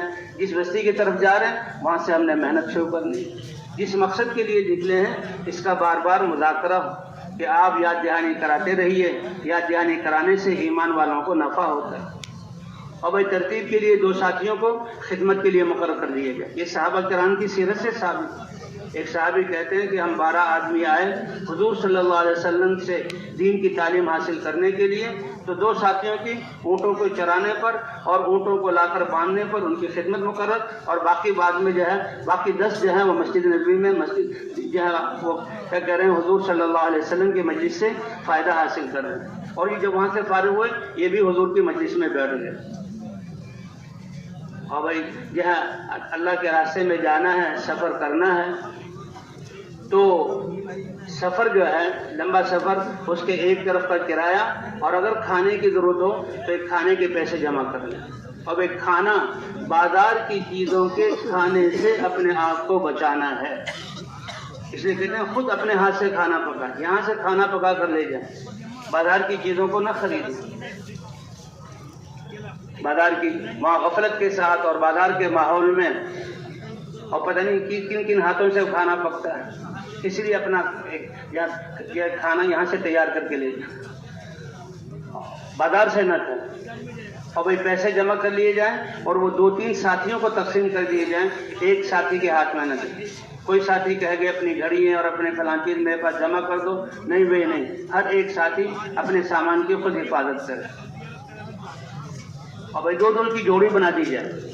حضور صلی اللہ علیہ وسلم کی سنت کہ صحابہ کو اکٹھے ہو کر چلنے کی تاکید فرماتے تھے، جہاں کہیں اتریں تو اکٹھے سوئیں۔ ایک دفعہ صحابہ کرام سفر سے واپس آ رہے تھے، بہت تھکے ہوئے تھے، ایک میدان میں پڑاؤ ڈالا، اور میدان میں تو زمین اوپر نیچے ہوتی ہے، پتھر ہوتے ہیں، تو صحابہ نے اپنے اپنے لیے الگ الگ جگہ اختیار کی اور وہاں آرام کے لیے لیٹ گئے۔ تو حضور صلی اللہ علیہ وسلم نے اس کو پسند نہیں فرمایا، فرمایا وہ راحتیں، وہ مشقتیں جو ہونے میں، اکٹھے مل کر سونے اور رہنے میں تمہیں ہوں، اگرچہ یہ مشقت ہے، یہ ان راحتوں سے بہتر ہے جس راحت کے لیے تمہیں جدا ہونا پڑے۔ تو جماعت تو وہ ہے جس کے دل بھی جو ہے متفق ہوں اور جن کے جسم اور چیزیں بھی اکٹھی ہوں۔ تو جماعت اکٹھی چلے اور 2 3 ساتھیوں کی جوڑی بنا دی جائے۔ ایک اگر جماعت مخلوط ہے، نیا ساتھی ہے، پرانا ساتھی ہے، تو 2 کی جوڑی بنا دی جائے تاکہ سیکھتے سکھاتے ہوئے یہ اللہ کے راستے میں جائیں۔ وجہ سے عرض کیا گیا کہ دعا ہونے کے فوراً بعد چل پڑے، دعا ہونے کے بعد رکنا یہ فضیلت کی بات نہیں۔ ایک تو وہی حدیث کہ صحابہ کرام نے یا رسول اللہ رات رک جائیں، آپ نے فرمایا کہ رات تم اللہ کے راستے میں جو ہے جنت کے باغوں میں رات گزارو، تم یہ نہیں چاہتے؟ صحابہ کرام نے عرض کیا ضرور، سمجھ گئے، اور صحابہ کرام رات ہی کو چل پڑے۔ اور ایک مشہور قصہ ہے حضرت عبداللہ بن رواحہ رضی اللہ تعالیٰ عنہ کا کہ حضور صلی اللہ علیہ وسلم نے یعنی خیبر کی فتح کے بعد روم کے مقابلے میں یہ پہلی دفعہ صحابہ کرام کی جماعت، روم جیسی فوج اور اس کی طاقت سے مقابلہ ہے، کوئی واقعہ پیش آ گیا تھا، اور اس میں اپنے جگر گوشوں کو سب سے قریبی صحابہ کو تشکیل دی۔ سب سے پہلے تو زید بن حارثہ جو حضور کے منہ والے بیٹے تھے، کہ جنہوں نے آزادی پر حضور کا غلام بن کر زندگی گزارنے کو پسند کیا۔ چچا نے کہا بیٹا یہ کیا کہہ رہے ہو، تم اپنے قبیلے خاندان میں آؤ، آزادی کی زندگی گزارو۔ کہا یہ ہستی ایسی ہے، اس کی جدائی مجھ سے برداشت نہیں، میں غلامی کی زندگی ان کے ساتھ گزاروں گا۔ پھر حضور صلی اللہ علیہ وسلم نے بھی ان کو آزاد کیا اور اپنا منہ بولا بیٹا بنا لیا۔ اور اس موقع پر کہا کہ زید بن حارثہ جماعت میں جائیں گے اور یہ اللہ کے راستے میں جائیں گے اور روم کے مقابلے میں جائیں گے، اور فرمایا اگر یہ شہید ہو جائیں، حضور صلی اللہ علیہ وسلم کی پیشن گوئی واقع ہو کے رہتی ہے، تو پھر جعفر ابن ابی طالب کو امیر بنا لیا جائے۔ جعفر ابن ابی طالب کی عمر 28 سال، اور حبشہ کی ایک دفعہ مدینے سے مکے سے وہاں حبشہ ہجرت کی، اور حبشہ سے پھر مدینے کی ہجرت 2 ہجرتیں انہوں نے کی، اور خیبر کے موقع پر آئے۔ حضور صلی اللہ علیہ وسلم کے چچا داد بھائی ہیں۔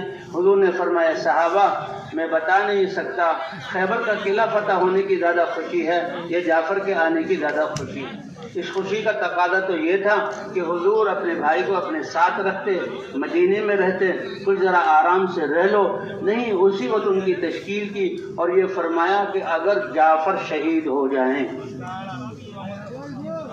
تو پھر عبداللہ بن رواحہ کو امیر بنا لیا جائے۔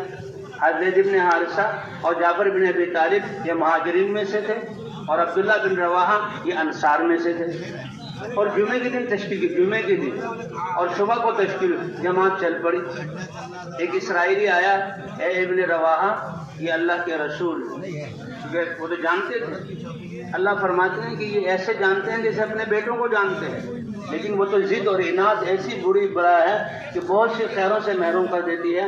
کتنی بڑی خیر سے وہ محروم ہوئی، کہ اللہ کے رسول ہیں اور ان کی پیشن گوئی واقع ہو کر رہتی ہے، تم شہید ہو جاؤ گے، اس سے کوئی گھبراہٹ اور پریشانی نہیں ہے۔ صرف اتنا ہوا کہ اب مدینہ آنا نصیب نہیں ہوگا، اور جمعے کا دن ہے اور جمعے کی نماز میں آدھا دن باقی ہے، اجازت لی، جماعت کو روانہ کیا، وہ اللہ کے راستے میں روانہ ہوئے اور یہ مسجد نبوی میں سواری تیار کر کے بیٹھ گئے کہ اب دنیا کا کام نہیں کرنا، تشکیل میری بھی ہے، تو مسجد نبی میں بیٹھو، جمعے کی نماز حضور صلی اللہ علیہ وسلم کے پیچھے پڑھی، مدینہ ہے، مسجد نبوی ہے، صحابہ کی جماعت ہے، حضور خطیب اور امام ہے، اور وہاں نماز پڑھی، کتنے بڑے اعمال، اور جماعت تو بیچاری اللہ کے راستے میں پیدل گئی،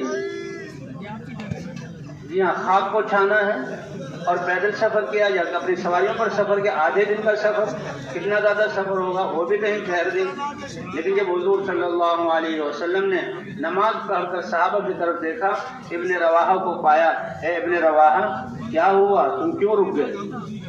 تو ان کا یہ جواب نہیں تھا کہ بیوی سے کچھ بات کرنی تھی، بچوں کو سنبھالنا تھا، فلاں کا قرضہ ادا کرنا تھا، فلاں کام تھا، جسے ہم چھوٹی چھوٹی باتوں پر اللہ کے راستے کے نکلنے کو مؤخر کر دیتے ہیں۔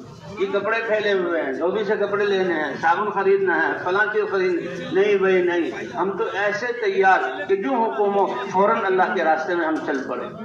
اس کو رواج دینا ہے، اس کو لانا ہے اپنی زندگی میں، یہ اللہ کو دکھلانا ہے، یہی قربانی ہے کہ اللہ کا رحم کہ ہر موقع پر یہ اپنی حاجتوں کو اور اپنی ضرورتوں کو قربان کرتے ہیں اور اپنے نفس سے چھری پھیرتے ہیں، اور میرے دین کے زندہ ہونے کے لیے اپنے آپ کو، پھر اللہ ان کے نکلنے والوں کی بھی تربیت کریں گے، اور ان کے نکلنے کو اللہ لاکھوں انسانوں کی ہدایت کا ذریعہ بنائیں گے۔ قربانی سے نکلنا مقصود ہے، اللہ نے جان دی ہی اسی لیے۔ حضور نے پوچھا اے ابن رواحہ کس چیز نے تمہیں روکا؟ تو کیا جواب دیا؟ لِأُجَمِّعَ مَعَكَ یا رسول اللہ، آپ کے پیچھے جمعہ پڑھنے کے لیے میں صبح سے اب تک رک گیا ہوں۔ حضور کو تو شاباش دینی چاہیے تھی، تم کتنے سمجھدار ہو، تم نے کیسا اچھا عمل کیا، میرے پیچھے نماز، میری محبت، میرے جسم مسجد، میرے جو ہے مسجد کی عظمت اور جمعے کی نماز میرے پیچھے پڑھنا۔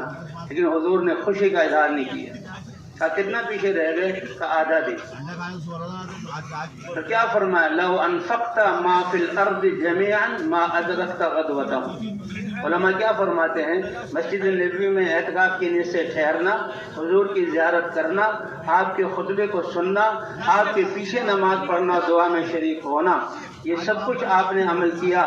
اس کے ساتھ ساتھ اس پر مزید یہ بھی ملا دیا جائے کہ روئے زمین کے خزانوں کے مالک بن جاؤ اور اللہ کی رضا کے لیے سارا خرچ کر دو، کوئی پیسہ نہ روکو، اس ثواب کو بھی ملا لو، تب بھی میرے صحابہ کے آدھے دن پہلے اللہ کے راستے میں جانے کے ثواب کو پہنچ نہیں سکتے۔ تو بھئی یہ صرف اس سے کہانی نہیں ہے، اس کو وجود دینا ہے۔ اس لیے جماعت جب بن گئی، ذمہ دار کے ساتھ جڑ گئے اور ترتیب بن گئی اور دعا ہو گئی، تو بس ہم دکھائیں کہ ہم نکل پڑے، سواری نہیں ملتی پیدل چل، اصل تو پیدل چلنا ہے۔ اور پھر جو ہے اس محنت سے مقصود کیا ہے کہ محنت بھی، دین کی محنت، حضور صلی اللہ علیہ وسلم والی محنت بھی زندہ ہو، اور حضور صلی اللہ علیہ وسلم والی محنت میں حضور صلی اللہ علیہ وسلم کی سنت اور طریقہ بھی زندہ ہو۔ اس محنت کو کرنے کے لیے سب سے مختصر، سب سے آسان اور سب سے زیادہ پسندیدہ طریقہ وہ جو اللہ نے اپنے نبی کو دیا۔ اس لیے ہم نے نئی ایجادات اور آج کل کی دنیا کی آسانیوں کو نہیں دیکھنا، ہم نے تو نبی کے طریقے کو دیکھنا، اور اس محنت میں حضور صلی اللہ علیہ وسلم کی سنت کو داعیانہ اور ذاکرانہ طور پر ہمیں پھرنا آ جائے، محنت زندہ ہو جائے، اور محنت میں حضرت محمد صلی اللہ علیہ وسلم کا طریقہ زندہ ہو جائے۔ دو دو کی جوڑیاں بنی ہوئی ہیں، اور دو دو کی جوڑیاں بن کر اب جو ہے ہم اللہ کے راستے میں جا رہے ہیں۔ کہ انسان جس ٹھکانے پر ہو، اپنے گھر پہ ہو، تو گھر والوں کے لیے بہترین اپنا نائب، اور جس جگہ کو چھوڑ کر جا رہا ہے 2 رکعت نفل یا 4 رکعت نفل، 4 پڑھ لیں تو بہت اچھا ہے، 2 رکعت نفل پڑھ لیں تو پھر بھی گزارا ہے، کہ گویا یہ تمہارا نائب ہے، 2 رکعت نفل پڑھ کر نکل جا رہے ہو۔ اور بڑی دعاؤں کا اہتمام، اپنے ٹھکانے سے نکلتے ہوئے کیا بہترین دعا ہے، بسم اللہ توکلت علی اللہ ولا حول ولا قوت الا باللہ۔ یہ اللہ کے رسول کی دعا بتائی ہے، اے اللہ جس مہم پر جا رہا ہوں، جس کام پر جا رہا ہوں، تیرے نام پر اس کی ابتدا کرتا ہوں۔ اور ہم تو سب سے بڑے مقصد، سب سے بڑی محنت، اس سے بڑی، اس کے برابر، اس کے پاسنگ میں بھی کوئی محنت نہیں ہے، یہ محنت ہے نبیوں والی، کہ اللہ کے دین کو دنیا میں زندہ کرنے کے لیے اپنا وقت فارغ کر کے اللہ کے راستے میں نکلنا۔ اے اللہ اس میں بسم اللہ ہے، تیرے نام سے اس کی ابتدا کرتا ہوں۔ اللہ کا نام، اس کی برکت ایسے ہے کہ ساری دنیا کے انسان نافرمان ہو جائیں اور ایک اللہ کہنے والا ہو تو اللہ قیامت کو قائم نہیں کریں گے۔ اے اللہ تیرے نام کے ساتھ اس سفر کی ابتدا کر رہا ہوں. توکلت علی اللہ، اور میں تو جا رہا ہوں تو بھروسہ کس پر؟ اللہ کی ذات پر.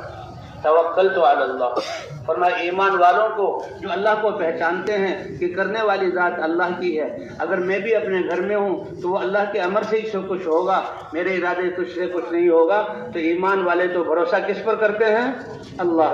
ومن یتوکل علی اللہ فہو حسبہ، جو اللہ پر بھروسہ کرتا ہے اللہ اس کی کفایت فرماتے ہیں. ان چیزوں کو ہم نے سیکھنا ہے اور ان پر ہم نے آنا ہے اور انسانیت کو اس پر لانا ہے. اے اللہ تیرے نام سے سفر کی ابتدا کر رہا ہوں. اے اللہ آپ ہی کی ذات پر بھروسہ کر رہا ہوں.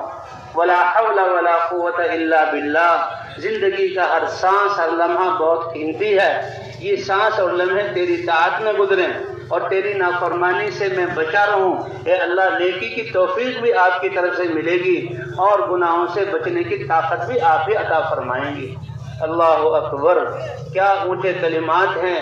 کیا اللہ سے یہ بندہ بات کر رہا ہے. پھر اللہ کی طرف سے کیا بات جواب ملتا ہے کہ اس بندے نے اللہ اپنے سفر اختیار کرنے اور مہم میں جانے کے لیے اس دعا کو پڑھا تو اعلان ہوتا ہے ہدیتا، تمہیں سیدھی راہ دکھلا دی گئی، وہ کفیتا، اور اللہ کی طرف سے تمہاری اطمینان رکھو کفایت کر دی گئی، وہ وقیتا، ہر ناگواری سے اللہ کی طرف سے تمہیں بچا لیا گیا، اور سب سے بڑا گھاگ دشمن اللہ نے شیطان کو بھی تم سے دور کر دیا. تو بھائی کریں گے اہتمام دعاؤں کا انشاءاللہ. اگر نئے ساتھی ہیں تو پرانے ساتھی ان کو اس دعا کہلوا دیں اور دعا کہلوانے کے بعد پھر ان کو دعا یاد کروائیں. اور بھائی یہاں سے ہم چل پڑے دو ساتھی کی جوڑی. اور جیسے عرض کیا گیا کہ ایک طرف کا کرایہ اور ایک کھانے کا یہ جو ہے پیسے جمع کر لیے جائیں اور 2 یا 3 ساتھیوں کو تقسیم کر دیے جائیں اور 2 ساتھی خدمت میں ہوں. اب یہاں سے بس اسٹاپ پہ پہنچے ہیں، یہ یہاں سے جو ہے ریلوے اسٹیشن پہ پہنچے ہیں اور وہاں جا کر گاڑی کا انتظار. تو جو ایک پرانا ساتھی ایک نیا ساتھی ماشاءاللہ وہاں پر سب مسافر ہر چیزوں سے فارغ ہو کر انتظار میں بیٹھے ہوئے ہیں. یہ اللہ کی دین ہے. اگر ہم ان کی قدر کریں گے تو جہاں جا رہے ہیں اللہ ہم سے وہاں بھی کام لے لیں گے. اس لیے 2 ساتھی کو پھیلا دیں اور دعوت دیں. جمع کر کے بیان کرنا یہ ہمارا بیان تو سارے دن محنت کوشش کر کے پھر ہم مسجد میں بیان ہوتا ہے ہمارا محنت اور مشقت کے بعد. یہاں پہ پھیلا دیں. اگر ساتھی نئے ہوں تو وہ تعلیم کے عنوان پر جوڑ لیا جائے اور ہمارا تعلیم کرانے والا بھی ایسا ساتھی ہو جو بات کو سنبھال سکے اور ترغیب دے سکے کہ جو ہم دعوت دے رہے ہیں کہ اے دنیا بھر کے انسانوں اللہ کو مان لو، اللہ کی ذات پر یقین کر لو، اللہ کے احکام پر آ جاؤ، نبی کے طریقے پر زندگی گزار لو، دنیا آخرت میں کامیاب ہو جاؤ گے. اس کی تفصیل اور اس کی تقویت اور اس کو مضبوط کرنے کے لیے فضائل کی تعلیم. فضائل کی تعلیم کیا ہے؟ اللہ کے وعدے کہ کہاں سے ملے گا اور کیسے ملے گا. وجود بھی اللہ کی طرف سے ملا، صفات اور تربیت بھی اللہ کی طرف سے ہوئی اور نعمتوں کی بارش اللہ کی طرف سے ہو رہی ہے. اس لیے اللہ سے لینا. تو اس طرح جو ہے ہم جو ہے اللہ کے راستے میں کیا کہتے ہیں نکلنا. اب اس راستے میں چلتے ہوئے یعنی ہم نے نظروں کی حفاظت کرنی ہے. ہاں جب بس پہ وہاں پہنچے تو 2 ساتھی دعوت دیں اور ورنہ تعلیم کا حلقہ اور تعلیم کے بعد ان لوگوں کو اللہ کے راستے میں چلنے پر آمادہ کریں. بس آ گئی ہے، ریل گاڑی آ گئی ہے. اگر ریل گاڑی کا سفر ہے ہاں چلنے سے پہلے کیونکہ دعوت سے مقصود ہی عبادت پر آنا ہے تو نمازوں کا ہم نے بہت اہتمام کرنا. جو جماعت کے ذمہ دار ساتھی ہوں وہ نظام الاوقات کہ بھئی ہم کہاں جا رہے ہیں اور جو ہے وقت کا کیا حساب ہے، نمازوں کے وقت کا ان کو علم ہو، معلوم ہو، تاکہ نماز کا وقت آنے پر سب سے پہلے ہم نماز پڑھیں.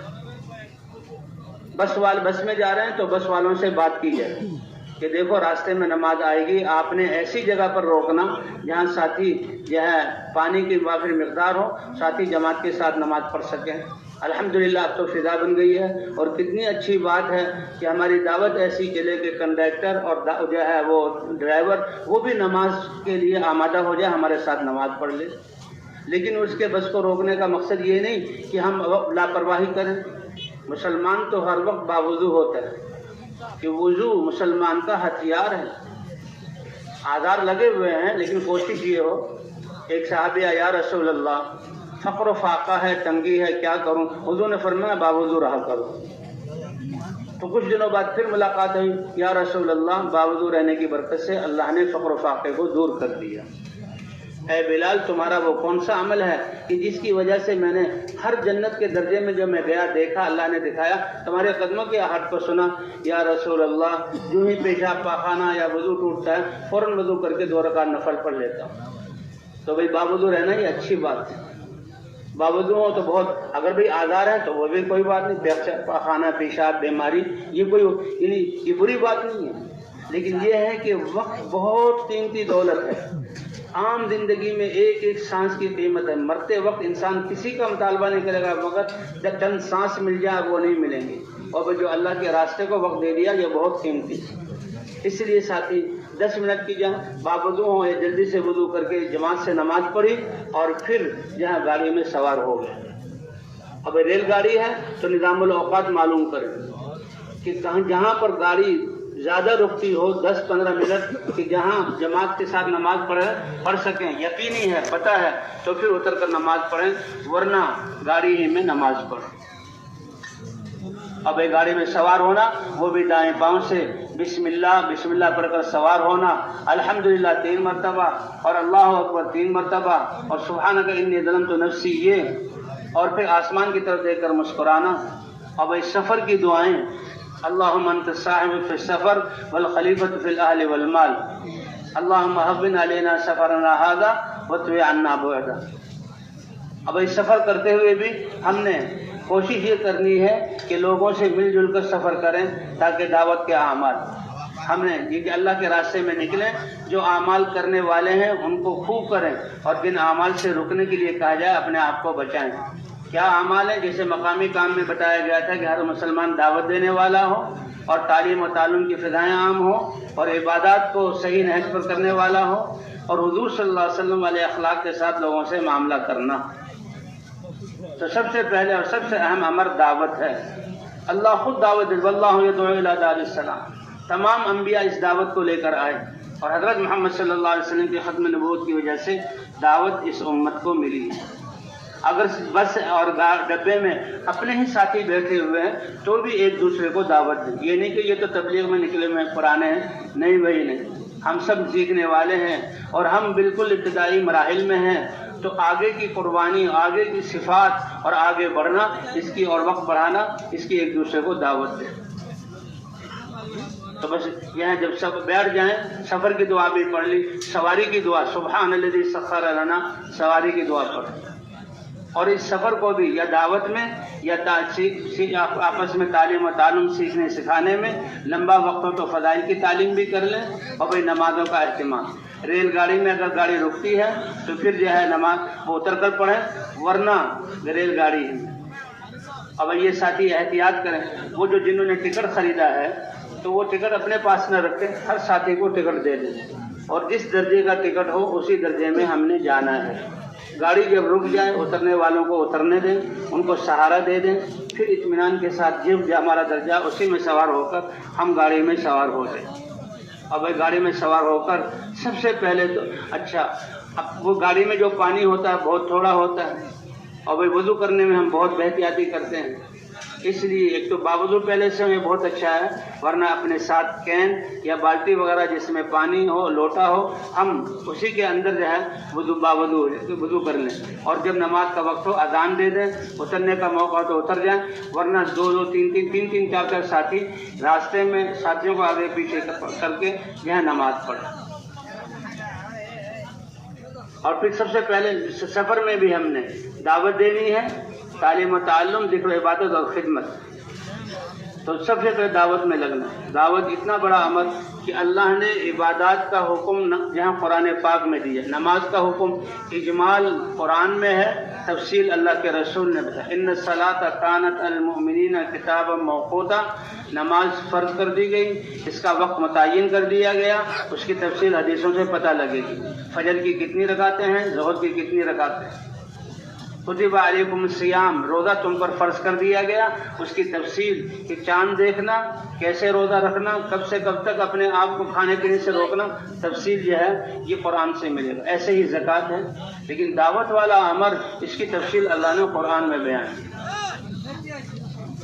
ادعو الی سبیل ربک بالحکمت والموعظۃ الحسنہ، آپ اپنے رب کے راستے یعنی دین کی طرف بلائیے حکمت کے ساتھ، کہ سامنے والے کے مزاج اور دینی سطح کو سمجھ کر نرمی کے ساتھ، بالحکمت، یہ حکمت ایک ملکہ ہے جو اللہ دیتے ہیں، اس سے کس انداز سے بات کرنی ہے اور کون سی بات رکھنی ہے، اس کی سطح کے مطابق کیا بات کرنی ہے۔ جب ہم عام دعوت دیں گے اور اللہ سے مانگیں گے تو اللہ ہمیں حکمت بھی عطا فرما دیں گے۔ حضور صلی اللہ علیہ وسلم کی سیرت میں کہ آپ کیسے دعوت دیتے تھے، کہ آپ جو ہے وہ ہجرت کے سفر میں ہیں، ایک دو راہا آیا، صحابہ سے پوچھا، آپ صحابہ نے کہا یا رسول اللہ یہ ذرا امن والا راستہ ہے، اس پر چلیں، اور یہ جو ہے خطرناک راستہ ہے کہ جو گاؤں ہیں اس میں دو خطرناک ڈاکو رہتے ہیں، کیونکہ فقر و فاقے کی وجہ سے ڈاکہ عام تھا اور لڑائیاں عام تھیں، دو ڈاکو رہتے ہیں۔ اب ڈاکو کا نام سن کر، خطرے کو سن کر راستہ بدل دینا چاہیے تھا، قربان جائیں حضور صلی اللہ علیہ وسلم کی نبوت والے جذبے پر کہ ان کو کیسے جہنم سے بچا کر جنت کے راستے پر لانا ہے، اسی راستے کو اختیار کیا۔ اور جب وہاں پہنچے تو دو بڑے ہیبت ناک شکل کے آدمی تھے، بڑی بڑی مونچھیں اور ان کے ڈراؤنی شکل۔ آپ نے صحابی کو بھیجا کہ ان کو بلا لاؤ۔ آپ صلی اللہ علیہ وسلم کی عظمت اور آپ کی نورانیت وہ ایسے متاثر ہوئے، حضور نے پوچھا من انتما، تم کون ہو؟ تو فوراً کہنے لگے نحن مہانان، ہم تو لوگوں کی نظروں میں گرے پڑے اور بہت ہی گھٹیا کام کرنے والے، یہ لوگوں کی جان اور مال کو لوٹنے والے، نحن مہانان۔ اللہ کے رسول نے فرمایا اللہ نے تو تمہیں ذلیل اور کمتر پیدا نہیں کیا، اللہ نے تو تمہیں بڑی عزت اور شرافت دے کر پیدا کیا، بل انتما مکرمان، انسان کو تو اللہ نے انسانیت کا ایک شرف بخشا اور اپنا دین اتارا، بل الحضور صلی اللہ علیہ وسلم نے ایسی بات کی کہ اللہ تعالیٰ نے دونوں کو ہدایت عطا فرما دی اور دونوں نے اشہد ان لا الہ الا اللہ و اشہد ان محمدا عبدہ ورسولہ، یہ کلمہ پڑھ لیں تو حکمت کے ساتھ دعوت دیں، اس لیے کہ ہم لوگ جو ہیں مل جل کر اور گھل مل کر بیٹھے، جو عام لوگ ہیں ان کے ساتھ اور ان کو دعوت دیں۔ اب راستے میں دعوت دینے میں یہ آج کل کے حالات اس میں یہ ہے کہ کھانے پینے کی چیزوں سے دینے لینے سے احتیاط کی جائے اور اس کو دعوت دی جائے۔ اب جس کو ہم دعوت، اب حکمت اس کا نام پوچھ لیا جائے کیا کام کرتا ہے، اس سے اندازہ ہو جائے گا اس کی دینی سطح کیا ہے۔ ہم نے ہر مسلمان کو اس کی ذمہ داری کا احساس کہ انسان ہونے کی وجہ سے اللہ کی عبادت میں وقت گزارنا ہے، اور حضرت محمد صلی اللہ علیہ وسلم کی امت میں ہونے کی وجہ سے دین کی محنت ہمارے ذمے ہے۔ اس دین کی فائدے اور اہمیت اور دین کے منافع اور پھر دین کی محنت کی ذمہ داری اور اس کے منافع بتا کر اس کو دین کی محنت پر آمادہ کرنا ہے۔ حکمت یہی ہے، اس سے پوچھ لیا جائے کہاں جا رہے ہو تو بھائی آدھا گھنٹہ یا 15 منٹ یا اس سے کم زیادہ وقت اس کا ساتھ ہے، تو اسی وقت میں اس کو پوری بات سمجھا دی جائے۔ ہمارے کام کا یہ اعجاز ہے کہ اعلان کرنے والا چند سیکنڈ میں ہماری محنت کے خلاصے کو بتایا تھا۔ او بھائیو، میری اور آپ کی، سارے انسانوں کی دنیا آخرت کی کامیابی اور مسائل کا حل اللہ نے اپنے مبارک دین میں رکھا ہے۔ دین زندگی گزارنے کا وہ طریقہ جو اللہ نے انسانوں کے لیے بنایا ہے، اور دین میں اللہ کے حکموں کو نبی کے طریقے پر پورا کرنا ہے۔ اب یہ دین ہماری زندگیوں میں کیسے آئے گا جس پر چل کر ہم کامیاب ہوں گے، اس کے لیے اللہ نے راستہ نبیوں کی محنت کو بنایا ہے، اور حضرت محمد صلی اللہ علیہ وسلم کی یہ ختم نبوت کی وجہ سے اللہ نے یہ ذمہ داری اس امت کو دی ہے۔ لہذا اس دین کی محنت کے بارے میں بڑی اہم بات ہوگی، تشریف رکھیں۔ چند سیکنڈوں میں اس نے پوری بات کا خلاصہ، اور متکلم جو ہیں 2-3 منٹ 4 منٹ میں پھیلا کر جو ہے اگلے سے بات کر کے اس کو مسجد کی طرف لانے کے لیے آمادہ کرتا ہے، اور بیان کرنے والے جو ہے 20 منٹ سے لے کر گھنٹوں ممبر پر بیان ہوتا ہے۔ تو اللہ نے کام ایسا دیا، تو جتنا اس کا وقت ہے اسی میں اس کو کہ دیکھو ہم مسلمان ہیں، حضور کی امت میں ہیں، مسلمان ہونے کی حیثیت سے ہماری کیا ذمہ داری، اور حضرت محمد صلی اللہ علیہ وسلم کی امت میں ہونے کی حیثیت کیا ذمہ داری۔ یہ عالم ذمہ داریوں کا عالم ہے، اللہ نے شرافت دی ہے، اس کا حساب ہوگا۔ اس لیے اللہ فرماتے ہیں ہماری طرف لوٹ کر آنا ہے اور ہم ہی ان سے حساب لیں گے۔ جیسے ہلکے کھانے پینے کی چیزیں لینے دینے سے احتیاط کی جائے. اگر اور جو اترنے لگے تو وہ سمجھ جائے بات کو اور یہ کہ اللہ جزائے خیر دے آپ نے بات کو سمجھایا. اگر وہ شخص یہ کہتا ہے کہ میں ابھی سے آپ کی جماعت کے ساتھ جانے کے لیے تیار ہوں تو اس سے کہا جائے نہیں، کام کا نظام ہے، آپ اپنے محلے میں مسجد کی جماعت ہوگی اس کے ساتھ جڑیں اور جو ہے پانچوں نمازیں جماعت کے ساتھ پڑھیں اور ان کے ساتھ مشورے میں شریک ہوں اور گشتوں میں جائیں، سیروزہ لگائیں، اپنے علاقے کی جماعت کے ساتھ مل کر جو ہے پھر رائے تشریف لائیں. تو یہ ان کو سمجھایا بھائی لمبا سفر ہو تو تعلیم بھی کریں، اور تعلیم یہ نہیں کہ کھڑا ہو کر پورے ڈبے کو متوجہ کیا جائے بلکہ تعلیم بیٹھی کر ہو اور جو ساتھی موجود ہیں ان میں یہ تعلیم احادیث کا پڑھنا، تجوید اور 6 نمبروں کا مذاکرہ ہو. اس طرح ان اعمال کے ساتھ ہمارا سفر ہو. اب جب ہم اسٹیشن پر اتریں اور جس بستی میں جانا ہے بس سے ہم اتر گئے تو اس وقت بھی یہاں جمع ساتھیوں کو جمع کر لیا جائے اور کوئی تقاضا وغیرہ ہو تو اس کی اجازت دے دی جائے.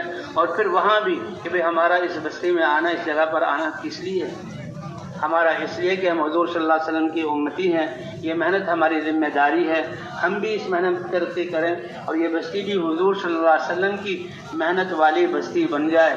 یہاں کا ہر بچہ، مرد اور عورت حضور کی محنت کو حضور کے طریقے پر کرنے والا بن جائے. تو یہ ترغیب دی جائے. سفر میں کیونکہ تھکاوٹ ہوتی ہے اور کھانا پینا آگے پیچھے ہوتا ہے، گرمی سردی انسان برداشت کرتا ہے تو شیطان اس راستے سے آتا ہے اور نا امیدی دلاتا ہے. لیکن بھائی یہ اللہ کے راستے کی یہ تکلیفیں یہ بہت بڑی خیریں اور بہت بڑی نعمتوں کے ملنے کا، ہدایت کے ملنے کا ذریعہ ہے. وہ کہتے ہیں وہ مجاہد جو جہاد کے لیے اپنے گھوڑے کو باندھے کھونٹے پر اور وہ گھوڑا جو ہے چکر لگائے تو اس چکر لگانے سے کوئی فرق نہیں پڑتا، لیکن اللہ کو یہ اتنا عمل محبوب ہے کہ اس کا چکر لگانا نیکی بنا کر لکھا جاتا ہے اور اس کی لید اور گوبر کو بھی، پیشاب کو بھی قیامت میں نیکیوں میں تولا جائے گا. بھائی اس راستے کی اللہ کے راستے میں ساری دنیا کے انسانوں کو سامنے رکھ کر نکلنا، اس میں پسینے کا بہنا اور اس میں سانس کا چڑھنا اور اس میں تھکاوٹ کا، درد کا ہونا، بھوک اور پیاس، یہ ایسی نعمتیں ہیں کہ اس پر اللہ تعالیٰ باطل کے خول کو توڑ دیں گے اور فضاؤں کو نورانی بنا دیں گے. اس لیے ساتھیوں کو بھئی ہمارا اللہ کے راستے میں نکلنا یہ تو اللہ کے دین کے لیے. دنیا والے بھی جا رہے ہیں، اپنی زندگی کو لگا رہے ہیں، ان سے تو اللہ حساب لیں گے اور اللہ تعالیٰ ہمیں قیامت میں ان مشقتوں کا اجر عطا فرمائیں گے. اور سب سے ہلکی ناگواری جس میں ہمارا اختیار نہیں کہ یہ غبار ہمارے جسموں پہ پڑتی ہے. اب یہ غبار پڑی ہے، ہم تو اس کا کوئی احساس نہیں کرتے اور دنیا والے غبار کا کوئی بدلہ نہیں دیتے، لیکن اللہ ایسے مہربان ہے کہ اس غبار کو مشک بنا کر مسلمانوں جنت والوں کے جسم پر ڈالا جائے گا. ایک لشکر جا رہا تھا، ایک صحابی الگ جا رہے تھے، حضور صلی اللہ علیہ وسلم ساتھ تھے. بلایا، پوچھا کہ کیا بات ہے، الگ کیوں جا رہے ہو؟ اے اللہ کے رسول، یہ جو گرد و غبار ہے یہ مجھے پسند نہیں ہے. آپ صلی اللہ علیہ وسلم نے فرمایا لا تعتزلوا، اس غبار سے مت بچو، اپنے آپ کو الگ نہ کرو. انہا لذریۃ لک فی الجنہ، یہ تو جنت کی خوشبو ہے تمہارے لیے جو اللہ خوشبو بنا کر لا لیں گے. اس لیے ایک روایت میں آتا ہے کہ جب منبر کے نیچے یہ بیٹھے ہوئے ہوں گے، ان کے اور عرش کے سائے میں منبروں پر بیٹھے ہوں گے، ان کے اور عرش کے بیچ میں ایک مشک کے کیلے ہوں گے، ایک ہوا عرش کی طرف سے چلے گی اور وہ مشک ان کے جسموں پر گرے گی. یہ بڑے حیران ہوں گے اور بڑے خوش ہوں گے. فرشتوں سے پوچھیں گے یہ مشک کیا چیز ہے؟ فرمایا اللہ کے راستے میں پڑنے والی غبار جو تمہارے جسم پر پڑتی تھی، آج اللہ نے مشک بنا کر تمہارے جسم پر ڈالا. فرمایا جس جسم پر اللہ کے راستے کی غبار پڑ جائے، جہنم کی آگ تو بہت دور کی بات ہے، جہنم کا دھواں بھی اس جسم کو چھو نہیں سکتا. تو بھئی یہ بھوک لگے، پیاس لگے، تھکاوٹ ہو تو یہ سب نعمت. تو ساتھیوں کی حوصلہ افزائی کی جائے اور بھئی بستی والے بھی جا رہے ہیں، ان کو بھی دعا کے عنوان سے بلا لیا جائے تاکہ وہ سمجھیں کہ یہ بستر اٹھائے ہوئے چند لوگ، یہ 12 آدمی کی جماعت کس لیے ہماری بستی میں آئی ہے. اس جو بات ہوگی مذاکرے کی اور جو دعا ہوگی اور دعا میں ہم بستی والوں کے لیے روئیں گے اور آنسو بہائیں گے تو ہمارے نمائندے بن کر جائیں گے. کہتے بستی میں داخل ہونے سے پہلے بستی میں داخل ہونے کے آداب اور مسجد میں داخل ہونے سے پہلے مسجد کے آداب اور دعائیں ان کا اہتمام کیے جائیں. یہ دین ہمارا سارا ادب ہی ادب، سلیقہ ہی سلیقہ ہے. اس میں بےہودگی اور مستی پنا اور فضول یہ ہے ہی نہیں ہماری زندگی میں. یہ تھوڑی سی زندگی اللہ نے دی. اس لیے بستی میں داخل ہونے کے بھی آداب ہیں، راستے پر چلنے کے بھی آداب ہیں. کہتے دین سارا کا سارا ادب ہے. اللہ کے رسول صلی اللہ علیہ وسلم فرماتے ہیں علمنی ربی فاحسن تعلیمی، میرے رب نے مجھے علم دیا اور بہت اچھا علم دیا. وادبنی ربی فاحسن تادیبی، میرے رب نے مجھے آداب سکھلائے. ایک چھوٹا سا بچپن سے بچوں کی تربیت، دینی تربیت، آداب والی تربیت، گھروں میں رہنے کے آداب، معاشرت کے آداب. تو بہرحال بستی میں داخل ہونے کے آداب اور دعائیں اور مسجد میں داخل ہونے کے آداب اور دعائیں. تو ساتھیوں کا حوصلہ بڑھ جائے، نیت میں تازگی آ جائے اور وہ اس کو نعمت سمجھے. اور پھر بھائی بستی میں داخل ہونا، راستے کے دائیں طرف چلیں. راستہ لمبا ہے تو کھلا ہوا کشادہ ہے تو دو ساتھی جہاں ہو کر چلیں، سیکھتے سکھاتے ذکر کرتے ہوئے. اور اگر راستہ تنگ ہے تو ایک ساتھی. اور جناب نظروں کی حفاظت کا مطلب کیا ہے کہ نہ نظریں بالکل اتنی نیچے ہوں کہ ٹکریں لگیں اور ٹھوکریں لگیں، نہیں. اور جو ہے نہ ایسے ہو کہ دنیا کو آنکھیں پھاڑ پھاڑ کر دیکھ رہے ہو. فرمایا کہ یہ نظر شیطان کے زہریلے تیروں میں سے ایک تیر ہے، اور جس چیز پر پڑتی ہے اس کا عکس دل میں آ جاتا ہے، پھر عبادتوں میں وہ چیزیں یاد آتی ہیں. حضرت علی رضی اللہ عنہ فرماتے ہیں کہ اللہ نے تو اس دنیا کی حرام چیزوں کو ہمارے لیے منع کیا، لیکن ہم اپنی تربیت اور اللہ کا تقرب حاصل کرنے کے لیے حلال سے بھی اپنے آپ کو روکتے ہیں. تو اللہ کے راستے میں نکل کر تو کہہ رہے ہیں کیا ہے کہ زبان سے دنیا کی باتیں، اس سے اپنے آپ کو بچانا ہے. دنیا کی باتوں سے بچانا ہے، دنیا کی سوچ سے اپنے آپ کو بچانا ہے. تو اسی لیے نظروں کی حفاظت کرتے ہوئے ہم نے بستی میں داخل ہوں تو بستی میں داخل ہونے کا اللہم بارک لنا فیہا اللہم ارزقنا جناہا واعذنا من وباہا. اب مسجد میں آ جائیں تو مساجد اللہ کا گھر ہیں، تو اس سے پہلے اللہ کے گھر ہونے کی عظمت اور اس میں ہم نے آداب کے ساتھ رہنا ہے. اور مسجد میں داخل ہونے کے آداب، دعا بھی ہے مسجد میں داخل ہونے کی کہ مسجد میں داخل ہو رہے ہیں پہلے بایاں پاؤں جوتے سے نکال کر جوتے پر رکھیں، دایاں پاؤں نکال کر دائیں پاؤں کو مسجد میں داخل کریں. بسم اللہ والصلاۃ والسلام علی رسول اللہ اللہم افتح لی ابواب رحمتک. اس دعا کے ساتھ ہم مسجد میں داخل ہوں. اور مسجد میں داخل ہوتے ہوئے ہر دفعہ داخل ہوتے ہوئے سنت اعتکاف کی نیت کر لیں. سنت اعتکاف کی نیت کر لیں.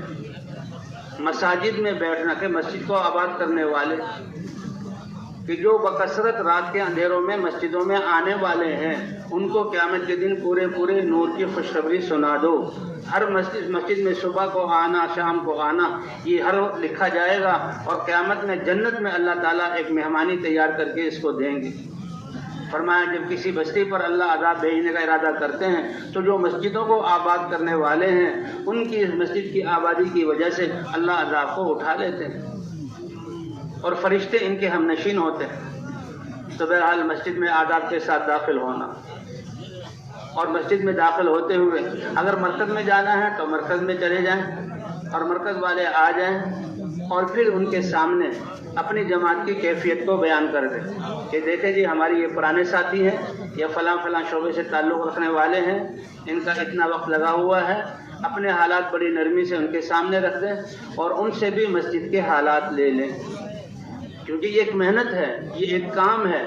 اندھا دھند اور بغیر اندازے کے صرف عمل شروع کر دینا نہیں، یہ تو بہت نازک اور حساس اور بڑا اہم اور فائدہ مند کام ہے. اس لیے ہمارا کوئی جو ہے لمحہ بھی ایسے ہی بغیر اندازے دے کے نہ گزرے. تو میں ان سے مسجدوں کے حالات لے لیں اور ذمہ دار ساتھی اپنی جماعت کے حالات دیکھ کر پھر کون سی مسجدوں میں جانے سے ہمیں فائدہ ہوگا ان مسجدوں کا انتخاب کریں، ان سے بھی رائے لے لی جائے.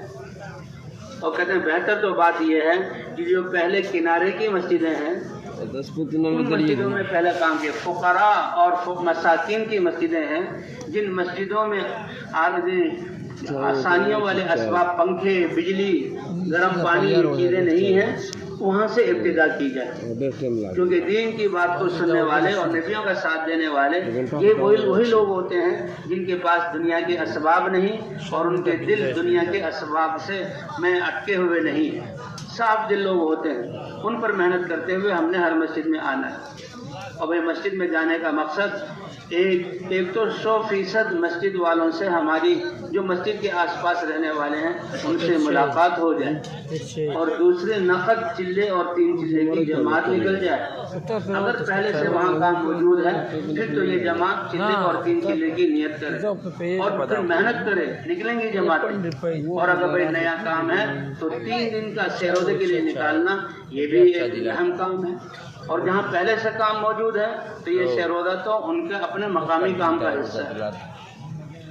پھر کرتے کرتے اب دوسری مسجدوں میں، اور پہلے سے وقت متعین نہ کریں، ہم تو ایک محنت اور ایک مقصد کو لے کر جا رہے ہیں۔ پھر یہ کہ ساتھیوں کی بھی تربیت ہے، ساتھیوں سے کو بھی سارے اعمال سے مشورہ بھی ان کو سکھانا ہے، اجتماعی زندگی بھی سکھانی ہے، نمازوں کی محنت بھی کرنی ہے، دعوت کا سلیقہ بھی سکھانا ہے، سارے ساتھیوں سے سارے عمل کروانا یہ بھی پیش نظر ہو، اور نقد جماعتیں نکالنا، اور جماعت بنی ہوئی ہے تو اس کو مزید مضبوط کرنا، اور نہیں بنی ہوئی تو جماعت بنانا اور ان کو 5 اعمال پہ کھڑا کرنا۔